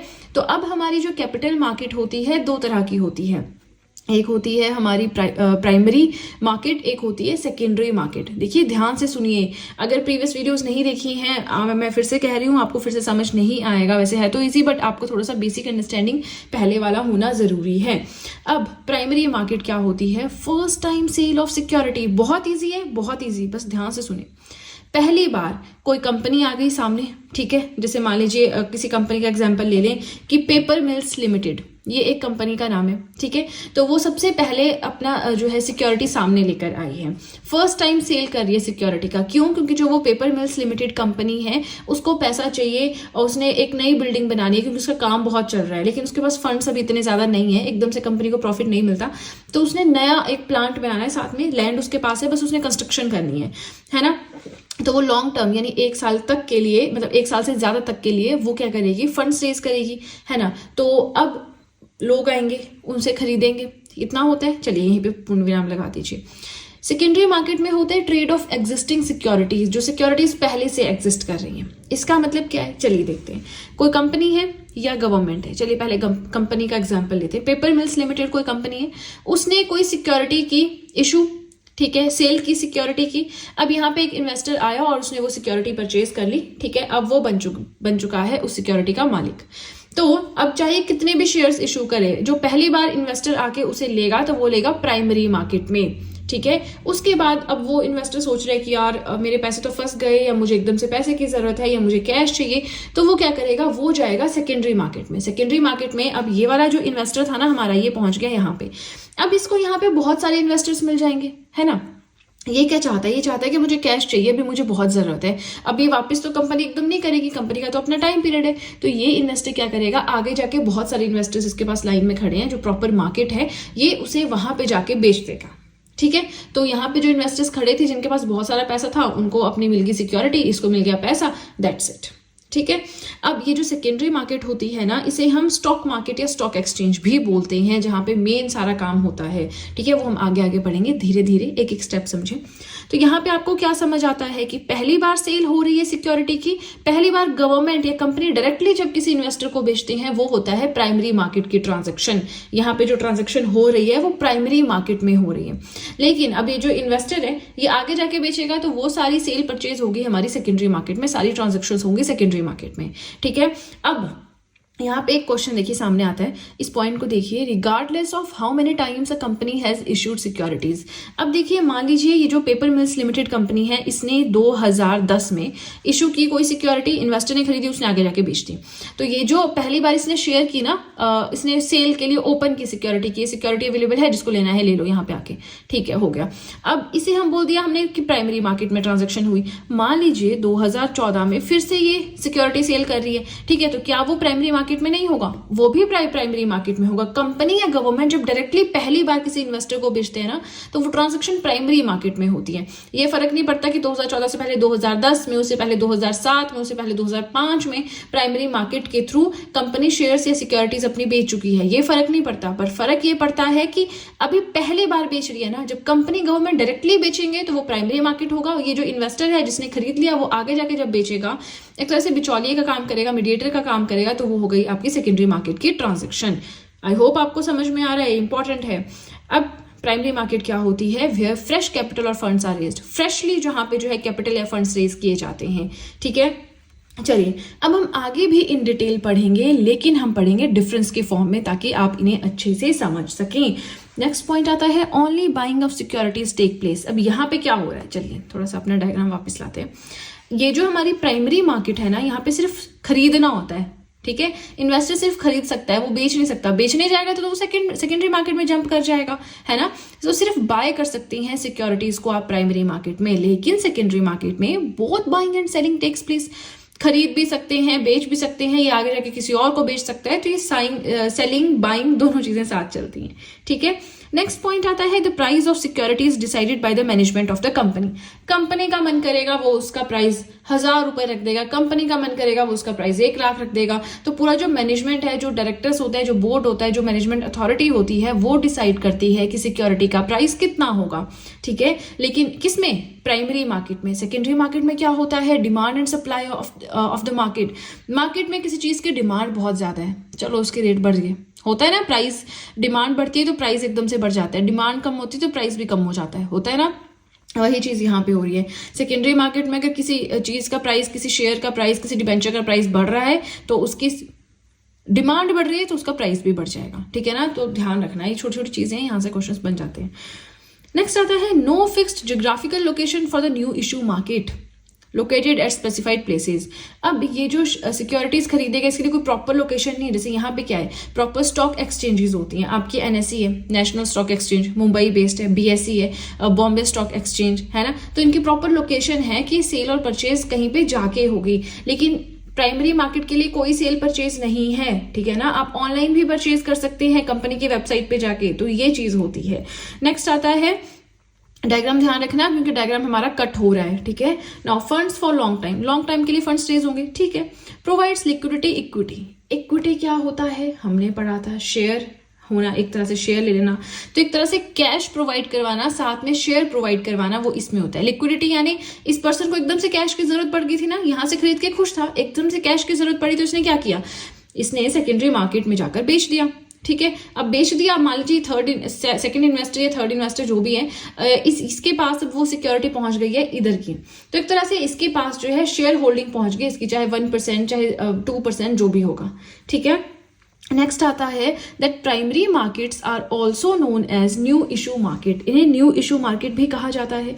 सेकेंडरी मार्केट्स को स्टॉक मार्केट या स्टॉक एक्सचेंज भी कहा जाता है, ठीक है। सो यहाँ पे इन शॉर्ट इन नटशेल हम बोले प्राइमरी मार्केट क्या होती है, सेकेंडरी मार्केट क्या होती है। So primary market deals with the trade off new issues of stocks and other securities, कोई भी स्टॉक एंड सिक्योरिटीज जब फ्रेशली इशू किए जाते हैं तो उसकी डीलिंग होती है हमारी प्राइमरी मार्केट में, जिसमें सिर्फ बाइंग ऑफ सिक्योरिटीज होता है। लेकिन it deals with the exchange of existing और प्रीवियसली इशूड सिक्योरिटीज, वो सिक्योरिटीज जो कि पहले ही इशू की जा चुकी हैं किसी इन्वेस्टर को, वो आगे जाके बेचना और खरीदारी करता है, तो वो हो गया हमारा कौन सी वाली मार्केट, सेकेंडरी मार्केट। इसमें बाइंग एंड सेलिंग दोनों चीजें होती हैं, ठीक है। तो बहुत ही ज्यादा इंपॉर्टेंट था ये जो अभी हमने पढ़ा। हमने क्या पढ़ा कि कैपिटल मार्केट क्या होती है, लॉन्ग टर्म के लिए फंड्स चाहिए किसको, सरकार को, और किसको, कंपनीज को, और किसको, फाइनेंशियल इंस्टीट्यूशंस को, तो वो क्या करेंगे, कैपिटल मार्केट में फंड्स को रेज करेंगे।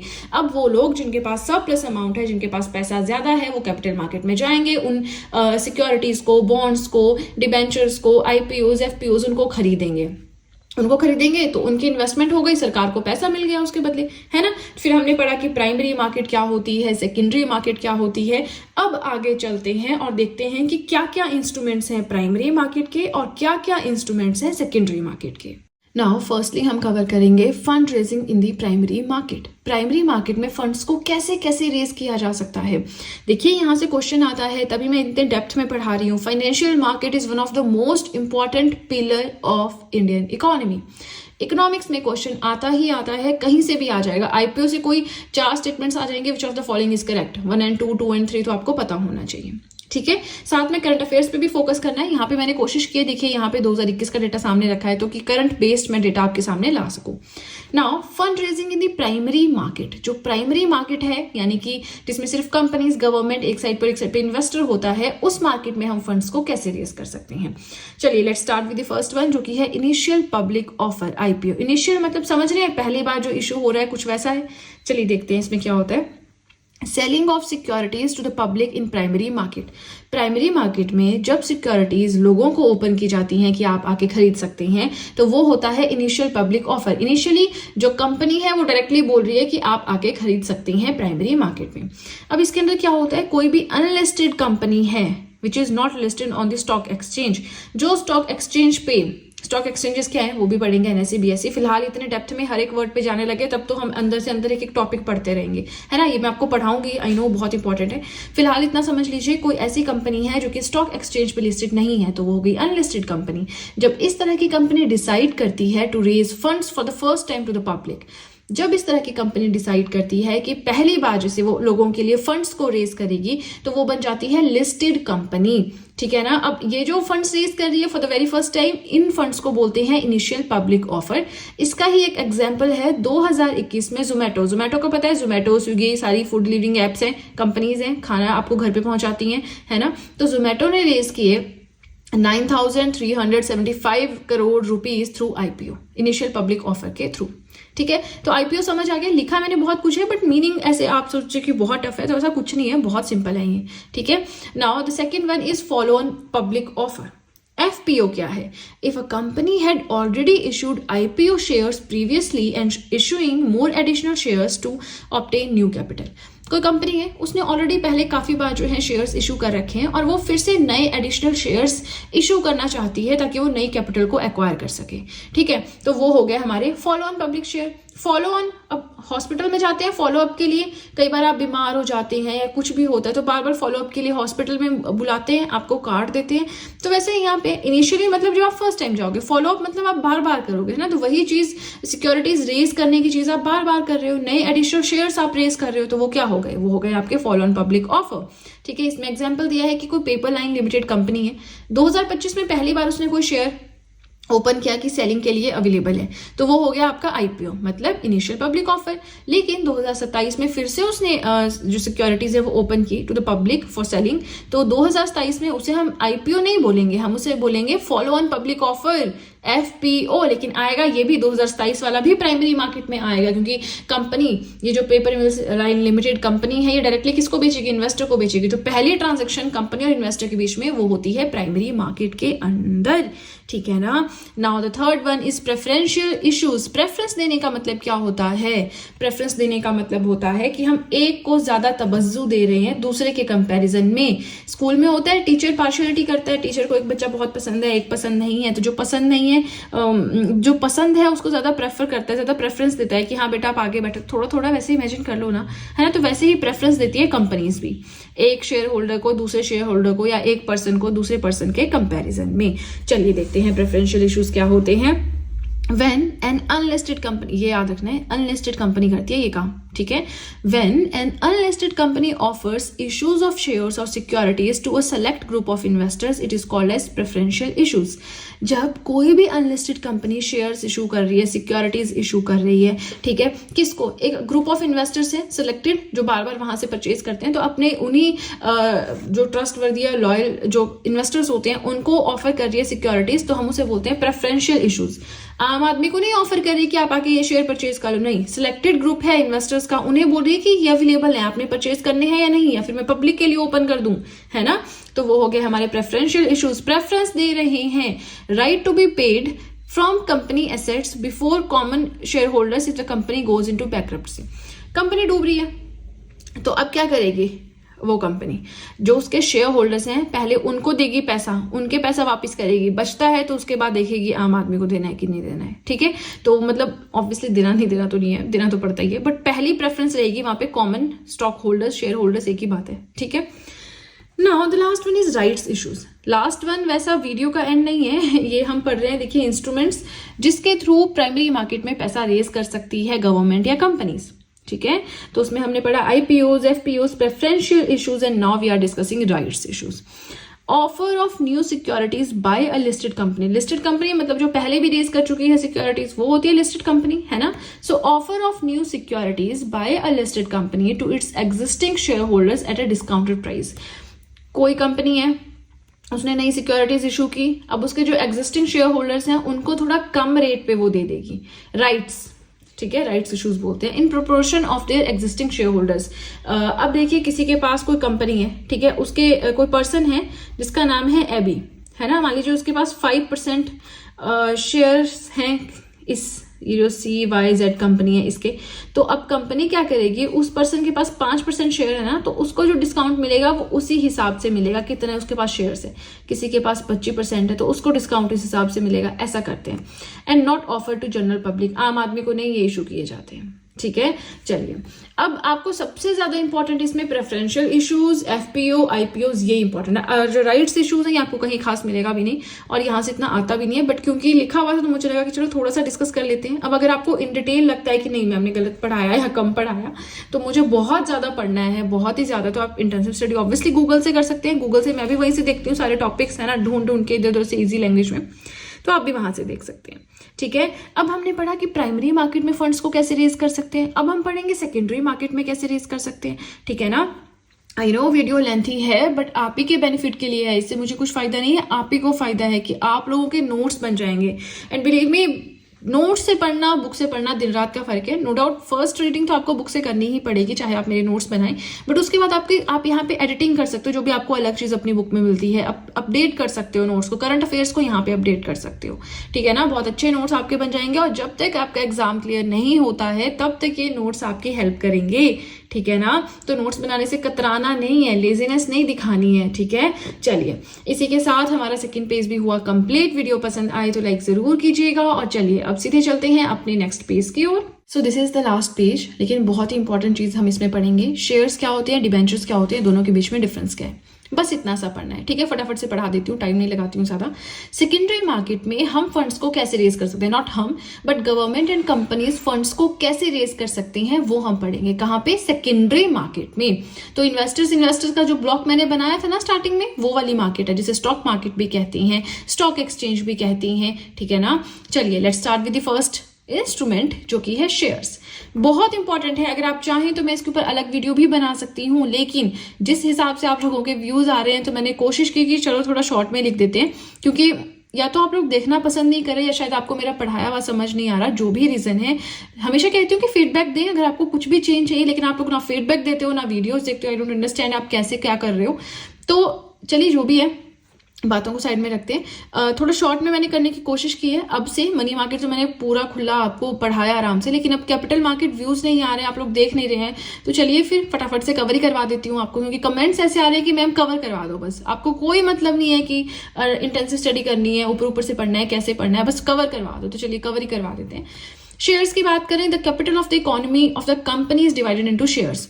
कंपनी होती है ना कोई भी, ठीक है, तो उसकी पूरी की पूरी कंपनी की कैपिटल माने जो पैसा होता है, जो वहां पे पार्टनरशिप या पैसा बोल लीजिए कैपिटल है ना, वो डिवाइडेड होती है शेयर्स में। धीरे धीरे समझ आ जाएगा, just wait. Now each share forms a unit of ownership in the company. अब किसी भी पर्सन ने, ये आपकी कंपनी है, किसी भी पर्सन ने यहाँ पे मान लीजिए चाहे 2% ही अपने शेयर्स खरीदे, चाहे 2% शेयर ही खरीदे हैं, लेकिन अब वो पर्सन कंपनी में 2% शेयर्स का मालिक बन चुका है, उसके पास ओनरशिप आ गई है उतनी % कंपनी की। यानी कल को अगर कंपनी को 100 करोड़ फायदा होता है तो 2 करोड़ तो सीधे से चला जाएगा, 2% तो इस पर्सन को चला जाएगा।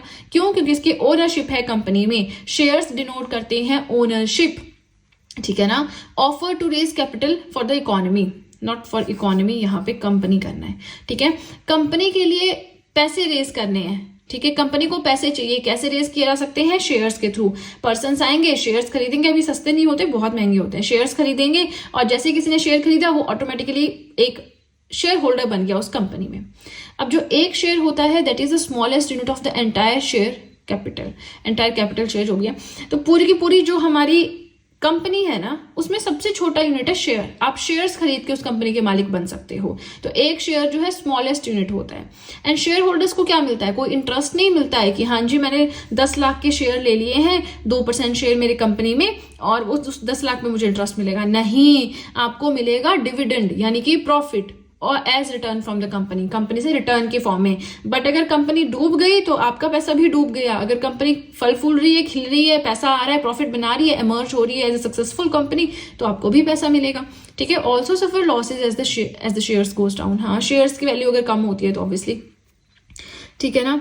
नाउ नेक्स्ट पार्ट इज जो हमें पढ़ना है दैट इज डिबेंचर्स। के डिबेंचर्स क्या होते हैं? देखिए डिबेंचर्स के भी टाइप्स हैं, लेकिन वो मैंने नहीं पढ़ाए हैं क्योंकि आप लोग वीडियोस देख ही नहीं रहे हैं, है ना, व्यूज ही नहीं आ रहे हैं। तो फिर वीडियोस नहीं देख रहे हैं इसका मतलब आप पढ़ना नहीं चाहते, तो मैं इतनी ज्यादा मेहनत क्यों करूं? देखिए अगर ये आधे घंटे की वीडियो है तो कम से कम 4 से 5 घंटे की मेहनत मेरी इस पे लगी है, ठीक है ना। क्योंकि पहले रफ नोट्स बनाने पड़ते हैं, एक ना एक लाइन बाद में मिलती रहती है, फिर कैसे मैं एडिट करूंगी यहाँ पे, है ना। तो बहुत ज्यादा मेहनत जाती है और आप लोग ज्यादा सपोर्ट नहीं कर रहे हैं, तो उस हिसाब से हम पढ़ रहे हैं। अब डिबेंचर्स मीन्स डेब्ट instrument with a fixed rate of interest. डेब्ट इंस्ट्रूमेंट माने लोन लिया है आपने, आपकी शेयर होल्डिंग नहीं होती है डिबेंचर्स में, ठीक है ना। शेयर्स जब आप लेते हैं तो आपकी शेयर होल्डिंग हो जाती है कंपनी में, डिबेंचर्स में ऐसा नहीं होता। ये डेब्ट इंस्ट्रूमेंट्स होते हैं जिसमें फिक्स्ड रेट ऑफ इंटरेस्ट होता है and fully repayable on the maturity date. जो मैच्योरिटी डेट फिक्स की गई है उसमें आपको फुल पेमेंट मिल जाएगी। Not backed by any specific security, आपको कोई सिक्योरिटी नहीं मिलती कि आपने जी मान लीजिए 1 लाख का डिबेंचर खरीदा, अगर वो डूब गया तो फिर डूब गया, कोई सिक्योरिटी नहीं है। हाई रेट ऑफ इंटरेस्ट, लेकिन यहाँ पे रेट ऑफ इंटरेस्ट ज्यादा है। देखिए एक चीज समझ लो, जहां पे रेट ऑफ इंटरेस्ट ज्यादा आ गया ना वहां पे रिस्क भी ज्यादा आ गया, जहां पे रिस्क कम है वहां पे रेट ऑफ इंटरेस्ट भी कम है। FDRD कराते हैं, रेट ऑफ इंटरेस्ट कम है लेकिन रिस्क भी तो कम है ना, है ना। आप जाइए उसमें जो आपकी फाइनेंशियल मार्केट्स हम क्या कहते हैं, जैसे स्टॉक मार्केट आपकी होती है, कैपिटल मार्केट जो है, वहां पे जाइए, लगाइए अपना पैसा, रिटर्न आपको ज्यादा मिलेगा, लेकिन अगर गया तो गया, फिर कोई सिक्योरिटी नहीं है, ठीक है। Now let's discuss about the difference between shares and debentures. देखिए ये हम सब कुछ पढ़ चुके हैं, बट यहाँ शब्दों का खेल है सारा, कि इधर उधर करके चीजें लिखी हुई हैं, ठीक है। शेयर्स क्या होते हैं? Part of capital of the company. Shares माने कंपनी का एक पार्ट, किसी ने 1% शेयर खरीदा तो वो 1% कंपनी का बन गया मालिक, ठीक है। डिबेंचर्स क्या होते हैं? Part of the loan of the company. Company के पास लिस्ट होती है लोन की, किससे लोन लिया है, किसको लोन दिया है, तो डिबेंचर भी वही होते हैं, ठीक है ना। डिबेंचर्स के थ्रू पैसा रेज करेगी, यानी डिबेंचर एक तरह से लोन है कंपनी के लिए, जो उसको कंपनी को कभी ना कभी वापस करना है, मेच्योरिटी डेट जो भी डिसाइड की गई है उसके ऊपर। नाउ सेकंड पॉइंट है holders are the owners of the company. जिसने शेयर खरीदा वो बन गया शेयर होल्डर, वो बन गया ओनर कंपनी का। Hair holders are the creditors of the company. यहाँ पे जिन्होंने भी डिबेंचर खरीदा वो क्रेडिटर बन चुके हैं, उनको पैसा देना होगा, ठीक है। हैव वोटिंग राइट्स, अब क्योंकि मालिक ही बन चुके हैं, है ना, शेयर होल्डर है तो वोटिंग राइट्स है। हैव नो वोटिंग राइट्स, अरे भाई किस चीज के वोटिंग राइट्स? कंपनी ने डिबेंचर इशू किए, आपको डिबेंचर दिए, फिर आपने कंपनी को पैसा दिया, कंपनी उस पैसे को यूज कर रही है, कुछ टाइम बाद जब डेट आएगी, जो मेच्योरिटी डेट है उस पर कंपनी आपको पैसा वापस कर देगी, तो किस चीज के वोटिंग राइट्स मिलेंगे? कोई वोटिंग राइट्स नहीं मिलेंगे। नेक्स्ट पॉइंट है participate in the management and affairs of the company. Share holders participate करते हैं, कंपनी की कोई भी बातचीत चल रही है, कोई भी काम चल रहा है, सारे शेयर होल्डर्स आएंगे, बैठेंगे, डिस्कशन करेंगे। यहाँ पे do not have control on the affairs of the company. Company ने तो आपसे लोन लिया है ना एक तरह से, जो कंपनी आपको एक डेट पे वापस कर देगी, तो आप क्यों वहां की मैनेजमेंट संभालोगे, ठीक है। डिविडेंड्स, वेरिएबल रेट्स, यहाँ पे शेयर्स में मैंने बताया ना आपको कोई रेट ऑफ इंटरेस्ट कुछ नहीं मिलता, आपको मिलता है प्रॉफिट का 1%, कि अगर आप 2% के मालिक हैं कंपनी में, तो जो भी प्रॉफिट कंपनी को एक साल में होगा उसका 2% ऑटोमेटिकली आपको आ जाएगा। लेकिन डिबेंचर्स में मिलता है आपको इंटरेस्ट, जो कि प्री डिटरमाइंड रेट होता है। जिस टाइम डिबेंचर कंपनी इशू करती है उसी के साथ आपको रेट ऑफ इंटरेस्ट भी बताती है, कितना रेट ऑफ इंटरेस्ट के साथ आपको अपना पैसा वापस मिलेगा इस पर्टिकुलर डेट को, ठीक है। तो शेयर्स आप एकदम खरीद के घर पे आके बन जाओगे अमीर, लेकिन अगर आप डिबेंचर्स दोगे तो आपको अगर उसके बाद पैसा चाहिए, इंटरेस्ट चाहिए उस पर, तो आपको वेट करना पड़ेगा टिल द मेच्योरिटी डेट, ठीक है। आई होप सारा कंसेप्ट आपको समझ में आया है। इन डिटेल पढ़ना चाहते हैं तो बार बार कहती हूँ बताइए। सो फाइनेंशियल मार्केट्स क्या होती हैं? Types of financial markets, money market है, कैपिटल मार्केट है। मनी मार्केट क्या होता है, उसके क्या क्या इंस्ट्रूमेंट्स हैं, आप इसे कैसे कैटेगराइज कर सकते हो? ऑर्गेनाइज्ड मार्केट है, अनऑर्गेनाइज्ड मनी मार्केट है। उसके बाद कैपिटल मार्केट क्या होती है, कितने तरह की होती है, प्राइमरी होती है, सेकेंडरी होती है, एंड देन इंस्ट्रूमेंट्स। तो ये सब कुछ हम ऑलरेडी पढ़ चुके हैं, बहुत ही ज्यादा अच्छी तरह से मैंने आपको एक एक चीज एक्सप्लेन की है, ठीक है। ये हमारा इंडेक्स है फाइनेंशियल मार्केट्स का। आज हम क्या पढ़ेंगे? देखिए, आज हमें पढ़ना है बॉन्ड्स के बारे में, बॉन्ड्स और उसके टाइप्स। अब आप सोचेंगे छोटा सा टॉपिक है, नहीं, ये वीडियो थोड़ा सा लेंथी हो सकता है। देखिए, ये जो बॉन्ड्स हैं ये क्या है? ये है इंस्ट्रूमेंट ऑफ कैपिटल मार्केट। तो वैसे तो ये प्रीवियस वीडियो में कवर होना चाहिए था, लेकिन बॉन्ड्स खुद में एक बहुत बड़ा टॉपिक है, इसलिए मैं इसे अलग से कवर करवा रही हूँ। बट ये कैपिटल मार्केट के अंडर आता है, इंस्ट्रूमेंट है, मैंने यहाँ भी मेंशन किया है, ठीक है। तो एक तो हम पढ़ेंगे बॉन्ड्स क्या होते हैं, उसके टाइप्स, और उससे पहले हम छोटा सा एक टॉपिक डिस्कस करेंगे, विच is the relationship between bond price and return, yield, ये सब क्या होता है, इनके बीच में क्या रिलेशनशिप है। हम पढ़ते हैं कि प्राइस और यील्ड के बीच में इनवर्स रिलेशनशिप है, तो कैसे है, ये कुछ चीजें हम आज डिस्कस करेंगे, ठीक है। एंड देन नेक्स्ट वीडियो में हम एक उससे भी छोटा टॉपिक पढ़ेंगे, दैट इज फ्यूचर मार्केट क्या होती है, स्पॉट मार्केट क्या होती है, दैट्स इट। उसके बाद हो जाएगा हमारा टॉपिक कंप्लीट। आपको इंट्रोड्यूस करना जरूरी था कि हम पढ़ क्या रहे हैं, ठीक है। तो अब फटाफट से निकालें अपना पेपर पेन एंड करें वीडियो के साथ में ही अपनी notes making start. Now bonds क्या होते हैं, सबसे पहले हमें ये पढ़ना है। सो बॉन्ड्स आर द डेब्ट इंस्ट्रूमेंट्स थ्रू विच गवर्नमेंट और government agencies borrow funds for a definite period of time. ये डेब्ट इंस्ट्रूमेंट्स क्या होते हैं? आपके दिमाग में ये क्वेश्चन अब नहीं आना चाहिए, क्योंकि हम 3-4 पार्ट्स ऑलरेडी कवर कर चुके हैं और बहुत अच्छे से एक एक टर्म मैंने आपको इनिशियल स्टेज में जब फाइनेंशियल मार्केट स्टार्ट किया था वहां पे समझाई थी।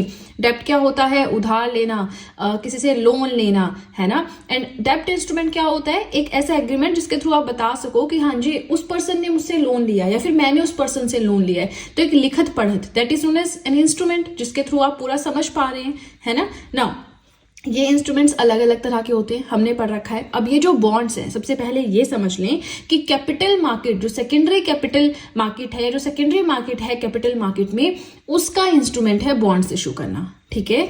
तो जो गवर्नमेंट है या जो गवर्नमेंट एजेंसीज हैं वो बॉन्ड्स को इशू करती हैं एक पर्टिकुलर टाइम पीरियड के लिए, ठीक है। अब गवर्नमेंट इशू कर रही है बॉन्ड, तो उससे क्या होगा, गवर्नमेंट ने बॉन्ड इशू किया, ठीक है, हम जाएंगे, हम मतलब वो लोग मार्केट में जिनके पास सरप्लस अमाउंट ऑफ मनी है, बहुत ज्यादा पैसा है, वो मार्केट में जाएंगे और बॉन्ड्स को परचेज करेंगे। जब आप दुकान में जाके कुछ भी परचेज करते हो, फॉर एग्जाम्पल आपने शैम्पू की बॉटल ली, तो आप पर्सन को पैसे देते हो, फिर शैम्पू की बॉटल लेते हो। वैसे ही बॉन्ड्स में होगा कि जब हम, जैसे मान लीजिए मेरे पास सरप्लस अमाउंट ऑफ मनी है, मैं मार्केट में जाऊंगी और बॉन्ड्स को परचेज करूंगी। अब क्योंकि मैं बॉन्ड्स परचेज कर रही हूँ तो मैं उसके बदले पैसे दूंगी, ठीक है। अब मेरी तरह बहुत सारे ऐसे लोग होंगे जो बॉन्ड्स परचेज कर रहे हैं, तो वो सारे क्या करेंगे, उन बॉन्ड्स के बदले में सरकार को पैसा देंगे और सरकार उस पैसे को यूज करेगी अपने जो भी एक्सपेंडिचर है, जो भी खर्चे हैं, उनको पूरा करने के लिए, ठीक है। अब देखिए इन बॉन्ड्स के भी टाइप्स होते हैं, ठीक है ना, इन बॉन्ड्स के भी टाइप्स होते हैं जो कि हमें पढ़ना है। बट उससे पहले देखिए हमने क्या पढ़ा है, हमने शेयर्स क्या होते हैं, डिबेंचर्स क्या होते हैं, प्रीवियस वीडियो में पढ़ा है ना। तो अब जो बॉन्ड्स होते हैं, these are similar to debentures, ये डिबेंचर्स की तरह ही बिल्कुल सेम होते हैं, लेकिन डिफरेंस क्या होता है, that they are issued by government. जो सरकार है वो बॉन्ड्स को इशू करती है, ठीक है, लेकिन डिबेंचर्स कोई एंटिटी है, कोई प्राइवेट कंपनी है, कोई हाई प्रोफाइल कंपनी है, वो डिबेंचर्स इशू करती है, ठीक है। अब यहाँ पे बात करें कि बॉन्ड्स दो तरह के हो सकते हैं। आपने यहाँ पे ऐसा नहीं समझना कि डिबेंचर्स का मैं कुछ बता रही हूँ, नहीं, डिबेंचर्स से सिर्फ हमने कंपेयर किया और डिबेंचर्स को वहीं पे छोड़ दिया, हम सिर्फ बॉन्ड्स को डिस्कस कर रहे हैं। अब ये जो बॉन्ड्स होते हैं दो तरह के होते हैं, कौन कौन से, सिक्योर्ड एंड अनसिक्योर्ड। अब आपको पता है सिक्योर्ड मतलब जिसमें कोई सिक्योरिटी है ना, अनसिक्योर्ड मतलब जिसमें कोई सिक्योरिटी नहीं है। तो अब सिक्योर्ड बॉन्ड्स कौन से होते हैं, when backed up by N underlying asset. कोई एसेट है, अगर मान लीजिए सरकार पैसा नहीं दे पाई तो अपनी कोई ना कोई चीज वो गिरवी रखेगी कि हाँ इस चीज को बेच के मैं आपको पैसा दे दूंगी, सरकार ऐसा बोलेगी। मतलब सरकार गारंटी देती है कि जो पैसा मैंने आपसे लिया है बॉन्ड्स के बदले में वो आपको वापस होना ही होना है। सेकेंडली साइड आता है हमारा unsecured bonds, not backed by any asset. तो ये कुछ ऐसे बॉन्ड्स भी होते हैं जिनके सरकार गारंटी नहीं देती, डूब गए तो डूब गए, ठीक है। अब बहुत डेप्थ में जाने की जरूरत नहीं है, ठीक है, सिक्योर्ड इनसिक्योर्ड कोई नहीं पूछता, पर थोड़ा सा आपको समझाने के लिए। अब क्वेश्चन कहां से आता है, पहला तो बॉन्ड्स क्या होते हैं, ये आपके मनी मार्केट में इशू होंगे या कैपिटल मार्केट में, ठीक है, प्राइमरी मार्केट में, सेकेंडरी मार्केट में, कैपिटल मार्केट में, सेकेंडरी मार्केट में होंगे, ये आपको पता होना चाहिए। उसके बाद होना चाहिए आपको पता है डिफरेंट टाइप्स ऑफ बॉन्ड्स। अब बॉन्ड्स के भी अलग अलग टाइप्स होते हैं, ठीक है ना, कौन कौन से टाइप्स हैं वो आप देख सकते हैं। हर एक टाइप को आज मैं कवर करूंगी, जो कि मैंने स्क्रीन पे यहाँ पे अपने नोट्स पे लिखा हुआ है, जो कि आपको स्क्रीन पे दिखाई दे रहा है। Coupon bonds, zero coupon bonds, municipal bonds, sovereign gold bonds, green, masala, social impact and electoral bond. नाम पे मत जाइएगा, oh my God social impact क्या है, इलेक्टोरल क्या है, सोवरेन गोल्ड बॉन्ड्स क्या है, बहुत ही ज्यादा सिंपल भाषा में समझाऊंगी। लेकिन जब आपको बॉन्ड्स पढ़ना है उससे पहले आपको रिलेशनशिप पता होना चाहिए, bond price, bond yield, face value, इन सब के बीच में। देखिए अब यहाँ पे दो चीजें होंगी, अगर आपको पूरी कहानी समझनी है तो अब तो आप ये पूरा का पूरा देखेंगे जो मैंने यहाँ पे लिखा हुआ है। लेकिन अगर आपको सीधे बॉन्ड्स पढ़ने हैं ये सारे और ये कहानी नहीं सुननी है, तो उसके बाद दो चीजें आप याद रख लें, एक ये फॉर्मूला याद कर लें, एक ये वाली चीज याद कर लें और इसको छोड़ दें, ठीक है। क्योंकि आई बिलीव आपको पता है फेस वैल्यू क्या है, मैंने पहले पढ़ाई है, प्राइस ऑफ द बॉन्ड क्या होता है, मैंने पहले पढ़ाया है, ठीक है। इसके बाद ये सारी अंडरस्टैंड करने वाली चीजें हैं, ये सारा ये बताता है कि ये रिलेशनशिप कैसे क्रिएट हुआ, वो ये बताता है। तो अगर आपको नहीं पढ़ना आप यहाँ से फॉरवर्ड कीजिए और सीधे नेक्स्ट पेज पे जब मैं जाऊंगी टाइप्स ऑफ बॉन्ड्स वहां पे चले जाइए, ठीक है। बट अगर आपको अंडरस्टैंडिंग करनी है तो आप मेरे साथ यहाँ पे बने रहें। अब ये क्या रिलेशनशिप है समझते हैं।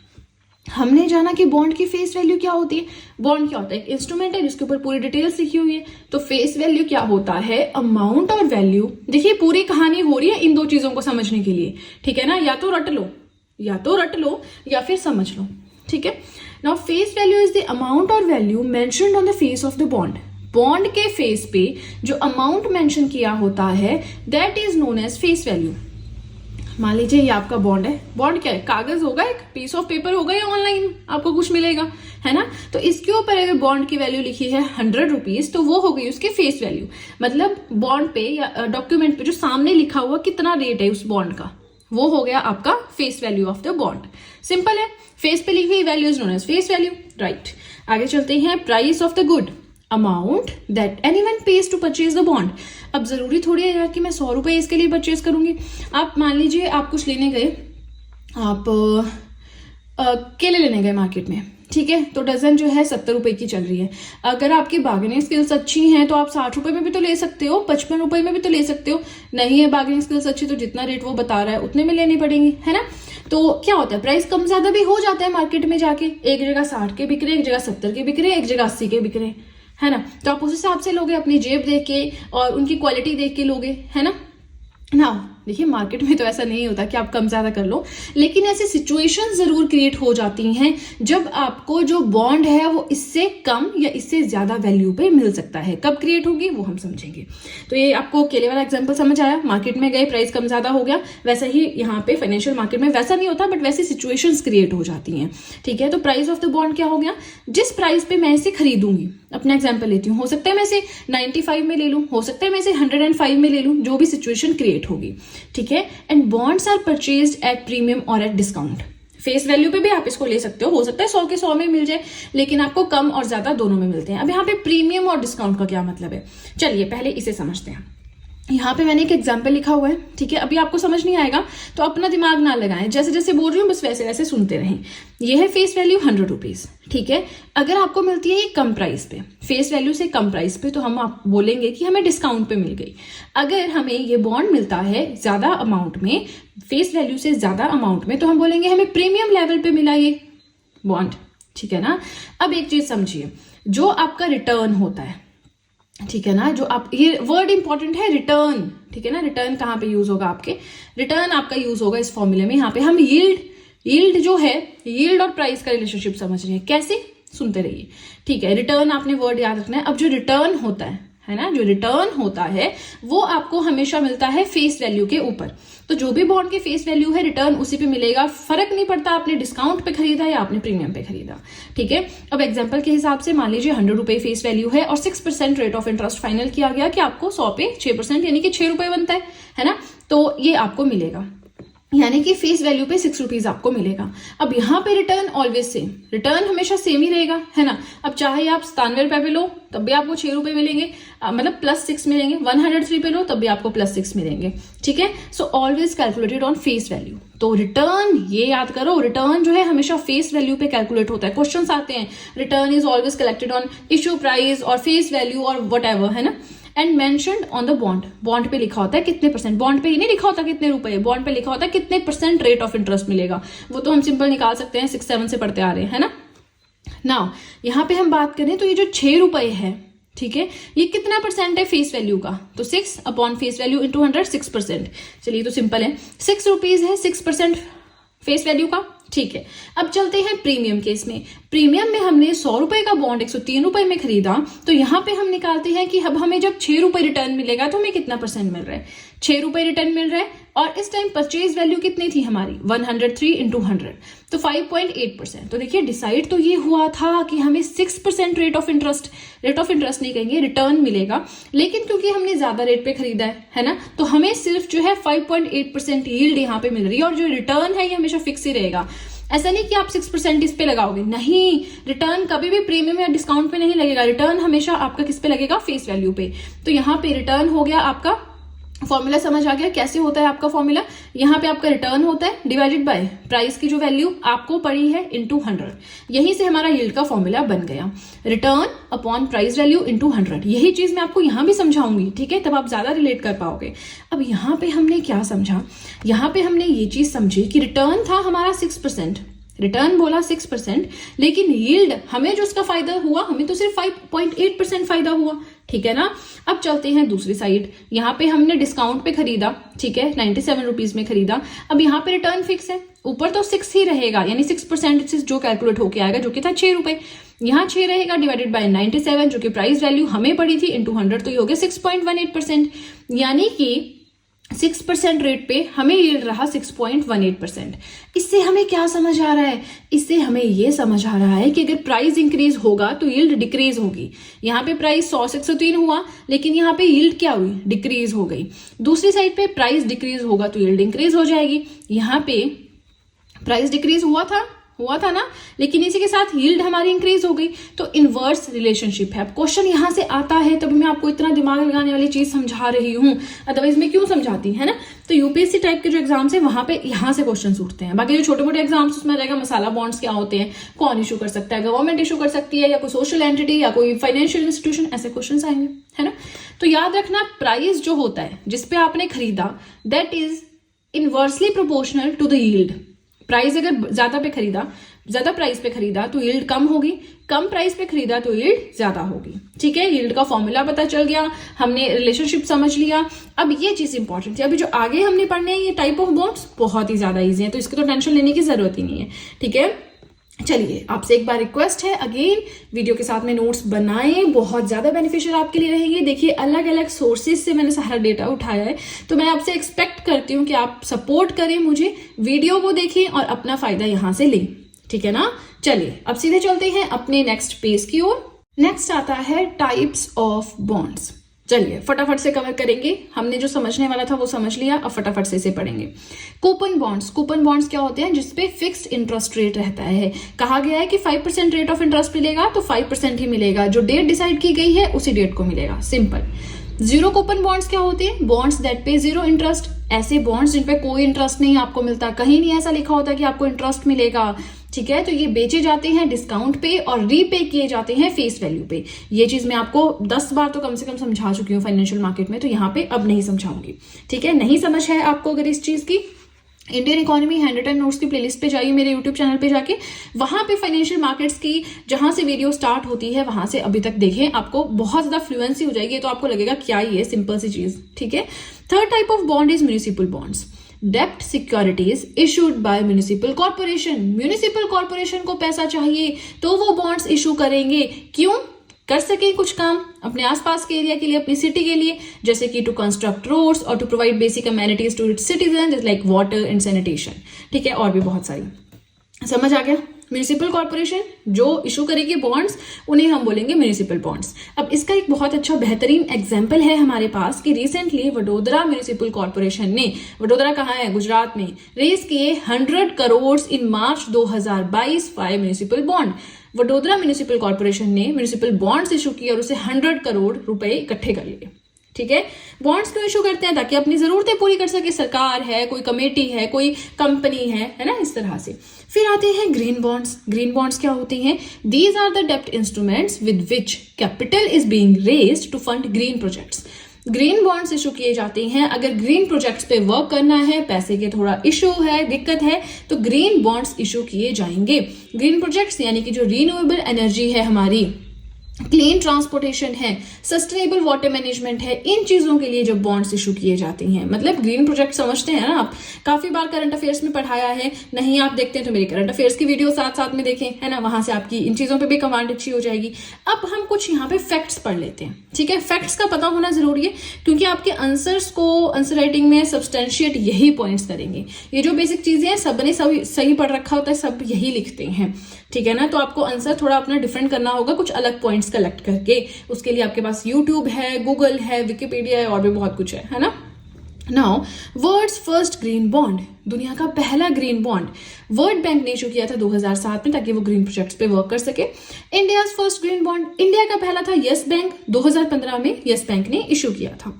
Third point is first ever green municipal bond, green bond municipal bond. ठीक है ना, तो ये था गाजियाबाद म्युनिसिपल कॉर्पोरेशन के द्वारा, गाजियाबाद यूपी में आता है 2021 में। ठीक है, अब इसमें दोनों के फीचर्स आ गए, ग्रीन बॉन्ड के भी म्युनिसिपल बॉन्ड के भी, है ना। ग्रीन प्रोजेक्ट्स पे वर्क करना है, ठीक है, म्युनिसिपल कॉर्पोरेशन ने रेज किया होगा वैसे करके। थर्ड या कह लीजिए हमारा ये फोर्थ टाइप है ना। Fourth type of bond is sovereign bonds.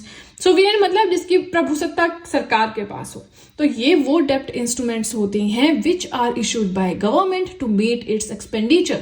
सरकार इसको रेज करती है, ये बॉन्ड सरकार इशू करती है ताकि अपने जो खर्चे हैं उनको पूरा किया जा सके। And denominated in both foreign and domestic currency, ये बॉन्ड्स आप अपनी जो रुपीज हमारी करेंसी है उसमें या फिर फॉरेन करेंसी में भी परचेज कर सकते हैं।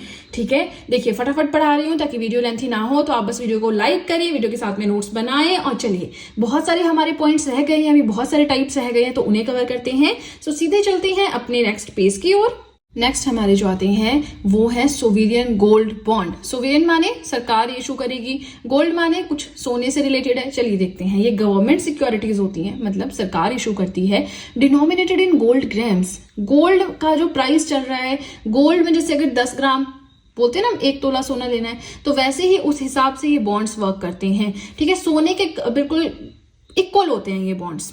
ठीक है, चलिए आगे चलेंगे, फिर समझ में आएगा आपको धीरे धीरे खुद से। These are the substitutes for holding physical gold. आपको पता है इंडिया में सोने के लिए कितना क्रेज है, सबके पास है, क्रेज होता है कि नहीं सोना चाहिए, और महिलाओं को तो बहुत है। तो आप देखिए कोई भी फेस्टिवल होता है तो सबके मम्मी के सबके निकलते हैं सोने के गहने, इवन पापा की अंगूठी और चेन भी निकल जाती है जिनके नहीं पहनते रेगुलरली। तो क्या होता है, गोल्ड का बहुत क्रेज है, लेकिन गोल्ड की आपको पता है माइंस की ज्यादा नहीं है इंडिया में, तो बाहर से ही हमें इंपोर्ट करना पड़ता है, फिर हमारा खर्चा बढ़ जाता है।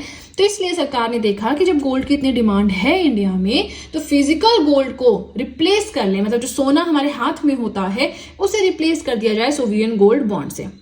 इन बॉन्ड्स की वैल्यू बिल्कुल गोल्ड के इक्वल ही होती है, and issued under government securities GS act 2006। इस एक्ट के अंडर ये इशू किए जाते हैं, issued by RBI on behalf of government of India. भारत सरकार के बिहाफ पे आरबीआई इन बॉन्ड्स को इशू करता है। एम क्या है इन बॉन्ड्स का, in order to reduce the demand for physical gold. Physical form में जो गोल्ड हम रखते हैं उसकी डिमांड थोड़ी कम हो जाए, ठीक है, लेकिन हम क्या करते हैं, हम गोल्ड क्यों लेते हैं, ताकि इन्वेस्टमेंट हो सके। कल को बुरा टाइम आता है, 1 लाख का सोना है आपका, 80 या 85 हजार में वो बिक जाता है, क्योंकि लेबर चार्जेस और भी बहुत सारे चार्जेस वो काट लेता है सुनार, है ना। तो ऐसा है कि इतनी सिक्योरिटी तो है कि ज्यादा नहीं तो 70, 75, 80 तक तो जाएगा 1 लाख का, है ना। तो सिक्योरिटी सी रहती है कि गोल्ड है हमारे पास, है ना। बुरे टाइम के लिए रखते हैं, नहीं हुआ तो आगे जनरेशन टू जनरेशन ट्रांसफर होता रहता है, एड ऑन होता रहता है, वही होता है ना। तो वही है कि एम क्या है, जो डिपेंडेंसी है फिजिकल गोल्ड के ऊपर उसे रिड्यूस करना है। बेनिफिट क्या है, can be issued as collateral for loans.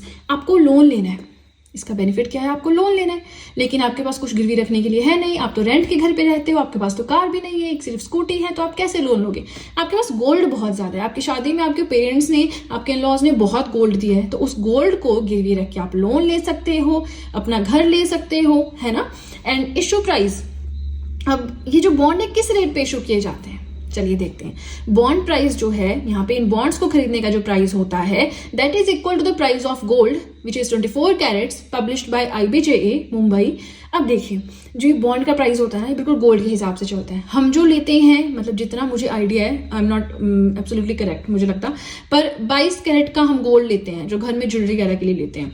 अब मैं श्योर नहीं हूँ, आपको शायद ज्यादा पता हो। तो अब क्या होता है, 24 कैरेट्स का हम पढ़ते थे स्कूल में भी, जब हम पढ़ते थे केमिस्ट्री में कुछ, तो 24 कैरेट्स का जो गोल्ड होता है उसका जो प्राइस होता है, जो कि पब्लिश किया गया है IBJA मुंबई के द्वारा, उस रेट पे ही आपको बॉन्ड मिलेंगे, ठीक है ना। तो IBJA क्या है, Indian Boolean and jewellers association. चलिए यहाँ पे नहीं जाते हैं, ठीक है। तो ये बॉन्ड का प्राइस बिल्कुल गोल्ड के प्राइस की तरह रहता है, ये समझ लीजिए। Now very very important, last नहीं है, अभी और भी पढ़ना है, बट बड़ा इंटरेस्टिंग और बहुत अच्छा है ये मसाला बॉन्ड, बहुत इजीली आपको समझ में आएगा, ज्यादा दिमाग नहीं लगेगा। मसाला बॉन्ड, मसाला समझ रहे हैं, इंडियन टच है ना। तो रुपए डिनोमिनेटेड बॉन्ड्स, ये ऐसे बॉन्ड्स हैं जो आपको रुपए में ही खरीदने पड़ेंगे, इंडियन करेंसी में ही खरीदने पड़ेंगे, ठीक है। इसमें और क्योंकि एक्सचेंज रेट का पचड़ा नहीं चाहिए हमको, है ना, तो ये आपको रुपीज में ही खरीदने होते हैं। And these are issued outside India to raise funds from foreign investors. Foreign में ऐसे लोग हैं जिनके पास पैसा बहुत ज्यादा है, वहां से फंड्स रेज करने हैं, तो हमेशा ये इंडिया से बाहर ही इशू किए जाते हैं। लेकिन जो फॉरेन इन्वेस्टर्स हैं वो खुद से जाएंगे, अपना डॉलर या जो भी उनकी करेंसी है उसको एक्सचेंज करवाएंगे इंडियन रुपी में और फिर इनको परचेज करेंगे, ठीक है ना। Both government and private entities can issue this bond. इसको सरकार भी इशू कर सकती है, इसको प्राइवेट कोई एंटिटी, कोई कंपनी है वो भी इशू कर सकती है, ठीक है। नाम मसाला बॉन्ड क्यों रखा गया, ताकि इंडियन टच मिल सके इंटरनेशनल प्लेटफॉर्म पे, इंटरनेशनल लेवल पे जो वहां के बॉन्ड्स होंगे उससे थोड़ा डिफ्रेंशिएट करने के लिए हम कोई इंग्लिश नेम भी इसे दे सकते थे, जैसे कि सोवेरियन गोल्ड बॉन्ड है, वैसा कुछ नाम दे दिया, या हमने ग्रीन बॉन्ड पढ़ा, हमने इतने सारे पढ़े तो वैसा भी कुछ नाम दे सकते थे, बट एक इंडियन टच देने के लिए इंटरनेशनल प्लेटफॉर्म पे इसका नाम रखा गया मसाला बॉन्ड, ठीक है जी। चलिए अब हम आ जाते हैं फैक्ट्स के ऊपर, तो इसमें समझना कुछ नहीं है, बस याद ही करना है ना। चलिए सबसे पहले है कि सबसे पहले मसाला बॉन्ड किसने लॉन्च किया। इंटरनेशनल फाइनेंशियल कॉर्पोरेशन ने लॉन्च किया 2014 में for the very first time. 2015 में आरबीआई ने अलाउ किया इंडियन एंटिटीज को कि आप भी मसाला बॉन्ड्स इशू कर सकते हो, ठीक है। 2017 में national highway authority of India NHAI ने इशू किए masala bonds London stock exchange में। समझ गए ना, सिर्फ फॉरेन में इशू होंगे ये, इंडिया में नहीं। तो लंदन स्टॉक एक्सचेंज में national highway authority of India ने ये लॉन्च नहीं कहेंगे, इशू किए masala bonds to mobilise money for Indian highway projects. India में नेशनल हाईवे बनाने हैं, पैसा चाहिए, तो उसके लिए 2019 में Kerala became the first state to issue masala bonds. Masala bonds को इशू करने वाली पहली स्टेट बनी केरला 2019 में। इसने भी लंदन स्टॉक एक्सचेंज में जाके ये इशू किए थे। नाउ लास्ट पॉइंट है इंडियाज फर्स्ट मसाला ग्रीन बॉन्ड। मसाला ग्रीन बॉन्ड IREDA ने लंदन स्टॉक एक्सचेंज में 2018 में इशू किए थे। And here IREDA stands for Indian renewable energy development agency. ठीक है, वीडियो कंप्लीट नहीं हुआ है, आई नो आपको जल्दी रहती है, जिस हिसाब से आप देखते हो वीडियो, जिस हिसाब से आपके व्यूज आते हैं, आई अंडरस्टैंड आपको बहुत ज्यादा जल्दी है, लेकिन थोड़ा पेशेंस रखें। आप देखिए पढ़ रहे हैं तो पढ़ने में तो जल्दी, कितनी जल्दी हो सकती है, मैं फटाफट तो समझा ही रही हूँ, है ना। चलिए अगेन नोट्स बनाए, बार बार सेम चीज कहती हूँ, राइट। चलिए चलते हैं अपने लास्ट पेज की ओर। नाउ 3 बॉन्ड्स बचते हैं, फटाफट से कवर करेंगे, लेकिन ये हमारी लास्ट वीडियो नहीं है। इसके बाद एक वीडियो छोटी सी 2-3 मिनट की आएगी फाइनेंशियल मार्केट्स की, उसके बाद हम रैप अप करेंगे इस टॉपिक को, ठीक है। सो ब्लू बॉन्ड क्या होती हैं? ब्लू बॉन्ड मतलब आपको ओशन से, मेरीन इकोसिस्टम से रिलेट कर रहे हो तो बस वैसा ही है। These are the debt instruments issued by government or development banks etc. to raise capital to finance marine and ocean based projects. Ocean based projects हैं, ये जो मेरीन इकोसिस्टम है इससे रिलेटेड जो प्रोजेक्ट्स हैं उनको फाइनेंस करने के लिए सरकार को पैसा चाहिए, ठीक है। पैसा कहाँ से आएगा? डेवलपमेंट बैंक्स को पैसा चाहिए, पैसा कहाँ से आएगा? चलिए ब्लू बॉन्ड्स इशू कर देते हैं, ठीक है ना। इसी के साथ सेशल्स एक आइलैंड नेशन है, और आप मुझे बताएंगे कौन से कॉन्टिनेंट में है, क्या इसकी कैपिटल है। मैंने उनके सेशल्स से रिलेटेड हमने कुछ न्यूज पढ़ी थी, मुझे ऐसा ध्यान में है करंट अफेयर्स में, ठीक है ना, मुझे एक्जैक्टली याद नहीं आ रहा, बट हमने पढ़ा है सेशल्स का बहुत बार। तो आप मुझे ये कमेंट सेक्शन में बताएंगे, छोटा सा क्वेश्चन पूछा है, कुछ भारी भरकम नहीं पूछा है ना। नाउ सेशल्स बना है first country in the world to launch sovereign blue bonds. Sovereign blue bonds को लॉन्च करने वाला पहला देश बना है पूरी दुनिया में, ठीक है ना। सोवेरियन मतलब वहां की गवर्नमेंट ने इशू किए हैं ओशन प्रोजेक्ट्स के लिए। Next is social impact bond for better social outcome. सामाजिक स्तर पे थोड़ा अच्छा काम किया जा सके इसलिए ये बॉन्ड्स इशू किए जाते हैं। इसके एग्जांपल से समझते हैं वर्ल्ड बैंक, UN वुमेन जो कि UN की एक ब्रांच है, एंड सिडबी, इन तीनों ने मिलकर WLB लॉन्च किया, यानी कि वुमेन्स लिवलीहुड बॉन्ड लॉन्च किया, इशू किया to help rural women in the country's poorest state. Country में जो ग्रामीण महिलाएं हैं, जो बहुत ही गरीब क्षेत्रों में रहती हैं, राज्यों में रहती हैं, उनको थोड़ा अपग्रेडेशन के लिए, है ना। तो यहां से हम समझ सकते हैं सोशल आउटकम्स के लिए ये होता है, और इसमें जो है गारंटी नहीं होती कि आपका पैसा वापस आएगा कि नहीं आएगा। Last one is electoral bonds. Electoral bonds क्या होती हैं? These are the financial instruments for making donations to political parties.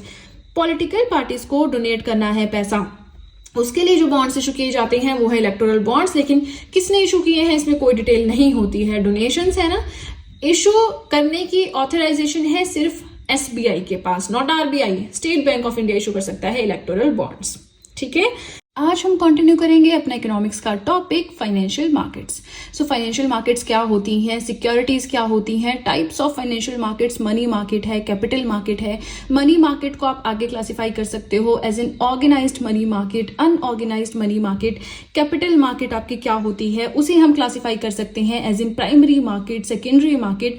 Instruments क्या है मनी मार्केट के, इंस्ट्रूमेंट्स क्या है कैपिटल मार्केट के। उसके बाद बॉन्ड्स जो कि एक इंस्ट्रूमेंट है कैपिटल मार्केट का, वो हमने अलग से वीडियो में पढ़ा, टाइप्स ऑफ बॉन्ड्स पढ़ा। आज हम लास्ट सब टॉपिक कवर करेंगे अंडर फाइनेंशियल मार्केट्स, जो कि है टाइप्स ऑफ फाइनेंशियल मार्केट्स। तो अब आप कहेंगे ये टॉपिक तो हमने पहले ही पढ़ लिया है। यस, हमने स्टार्टिंग में पहले सबसे यही पढ़ा था, बट हम फाइनेंशियल मार्केट्स को किसी और बेसिस पे भी क्लासिफाई कर सकते हैं, और वो हम आज अभी पढ़ेंगे, ठीक है। तो चलिए सीधे चलते हैं अपने मेन कंटेंट की ओर। तो देखिए फाइनेंशियल मार्केट्स का क्लासिफिकेशन हमने कैसे पढ़ा था कि आप फाइनेंशियल मार्केट्स को डिवाइड कर सकते हो as in money market and capital market. But जैसे कि मैंने आपको कहा कि अलग अलग वेबसाइट्स पे मैं कंटेंट चेक करती रहती हूँ एक टॉपिक से रिलेटेड, तो मुझे वहां पे और ही अच्छे से बेटर एक्सप्लेनेशन मिला क्लासिफिकेशन का, तो वो हम आज डिस्कस करेंगे।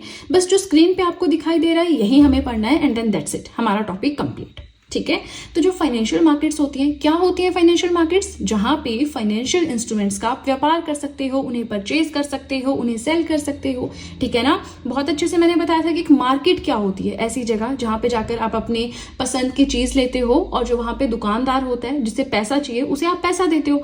आप शैम्पू लेते हो, आप लेज लेते हो, आप कुछ भी परचेज करते हो, उसके बदले में पैसा देते हो, तो आपकी जरूरत पूरी होती है, उस इंसान की पैसा जो उसको चाहिए होता है वो पूरा होता है। तो वैसा ही ये तो हो गई मार्केट। फाइनेंशियल मार्केट्स क्या होती हैं? जहां पे फाइनेंशियल इंस्ट्रूमेंट्स का लेन देन होता है, ठीक है। बाकी इन डेप्थ जानना है तो फर्स्ट पार्ट फाइनेंशियल मार्केट्स का मेरा देखें, मेरे चैनल पे जाएं, इंडियन इकोनॉमी हैंडरिटन नोट्स की प्लेलिस्ट देखें, वहां पे 4-5 पार्ट मैंने फाइनेंशियल मार्केट्स के बनाए हैं, एक सीक्वेंस में सब कुछ पढ़ाया है। तो फर्स्ट पार्ट में बहुत अच्छे से मैंने समझाया है, वहां पे आप देख सकते हैं।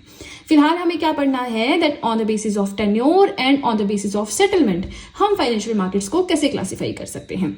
देखिए, टेन्योर माने कितने टाइम के लिए जो सिक्योरिटीज हैं वो इशू की जा रही है ना। सिक्योरिटीज क्या होता है ये भी पढ़ा दिए, ठीक है, फाइनेंशियल मार्केट्स के अंदर ही फर्स्ट पार्ट में। सो टेन्योर के बेसिस पे हम फाइनेंशियल मार्केट्स को क्लासिफाई कर सकते हैं as money market and capital market. Money market की बात करें तो ये 2 तरह की होती है, ठीक है, organised money market, unorganised money market. इसमें जो है शॉर्ट टर्म फंड्स आप रेज कर सकते हो, गवर्नमेंट भी, कंपनीज भी, फाइनेंशियल इंस्टीट्यूशंस भी, फर्म्स भी, ठीक है, पढ़ाया है। अगर आप बिल्कुल यही वीडियो देख रहे हैं, पहले वाली वीडियोस नहीं देखी हैं, आप डायरेक्टली यहीं पे जंप कर रहे हैं, तो आपको समझ में ऑब्वियसली नहीं आएगा। कैपिटल मार्केट क्या होती है? जहां पे आप लॉन्ग टर्म फंड्स रेज करते हो, यानी 1 साल से ज्यादा। 2 तरह की होती है, प्राइमरी मार्केट होती है, सेकेंडरी मार्केट होती है, ठीक है, वो सब हमने पढ़ा। नाउ सेकेंडरी मार्केट में हमने पढ़ा शेयर्स क्या होते हैं, डिबेंचर्स क्या होते हैं, बॉन्ड्स क्या होते हैं, बॉन्ड्स के टाइप, राइट। नाउ एक और क्लासिफिकेशन है हमारे पास फाइनेंशियल मार्केट्स के, which is on the basis of settlement. अब सेटलमेंट क्या है? अब जैसे पढ़ेंगे ना आपको समझ में आ जाएगा कि एग्रीमेंट कैसे साइन कर रहे हैं, कितने टाइम के लिए साइन कर रहे हैं, ठीक है। So on the basis of settlement we can classify financial markets as future market and spot market. Future माने बाद में देखेंगे, सोचेंगे, है ना। स्पॉट मार्केट मतलब ऑन द स्पॉट, अभी के अभी, ऐसे याद कर लो। सो स्पॉट मार्केट क्या होता है? Where commodities are traded for immediate deliveries. आप पैसे देंगे, सब्जी की दुकान में जाके फटाफट से वो आपको आलू दे देगा, आप पैसे देंगे वो आपको प्याज दे देगा, आप पैसे देंगे वो आपको संतरे दे देगा, आप पैसे देंगे वो आपको बैंगन दे देगा। एकदम से हो रहा है ट्रेड, एकदम से हो रहा है व्यापार, एक हाथ से दे एक हाथ से ले, तो वो हो गई आपकी स्पॉट मार्केट।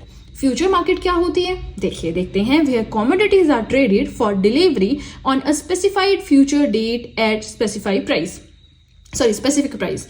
तो आपने कोई सिक्योरिटी परचेज कर ली, ठीक है, तो अब उस पर रिटर्न आपको कब मिलेगा, विद इंटरेस्ट आपको कब मिलेगा, तो कितना रेट ऑफ इंटरेस्ट है, कौन से डेट को मेच्योरिटी है, वो सब कुछ उस पर लिखा होता है पहले से। तो अगर आपने आज कोई सिक्योरिटी परचेज की, हो सकता है 6 महीने बाद, 1 साल बाद या 1 महीने के बाद आपकी मेच्योरिटी डेट हो, तो उसी मेच्योरिटी डेट पे आपको पैसा मिलेगा, वो हो गई फ्यूचर मार्केट, जहां पे आप इन्वेस्टमेंट करते हो थोड़ा लेट या लॉन्ग टर्म के लिए। स्पॉट मार्केट मतलब एकदम से आप ट्रेड करते हो, एकदम से पैसा मिल जाता है, या आप एकदम से कोई चीज परचेज करते हो, एकदम से आपको सिक्योरिटी मिल जाती है, ऐसे करके, ठीक है।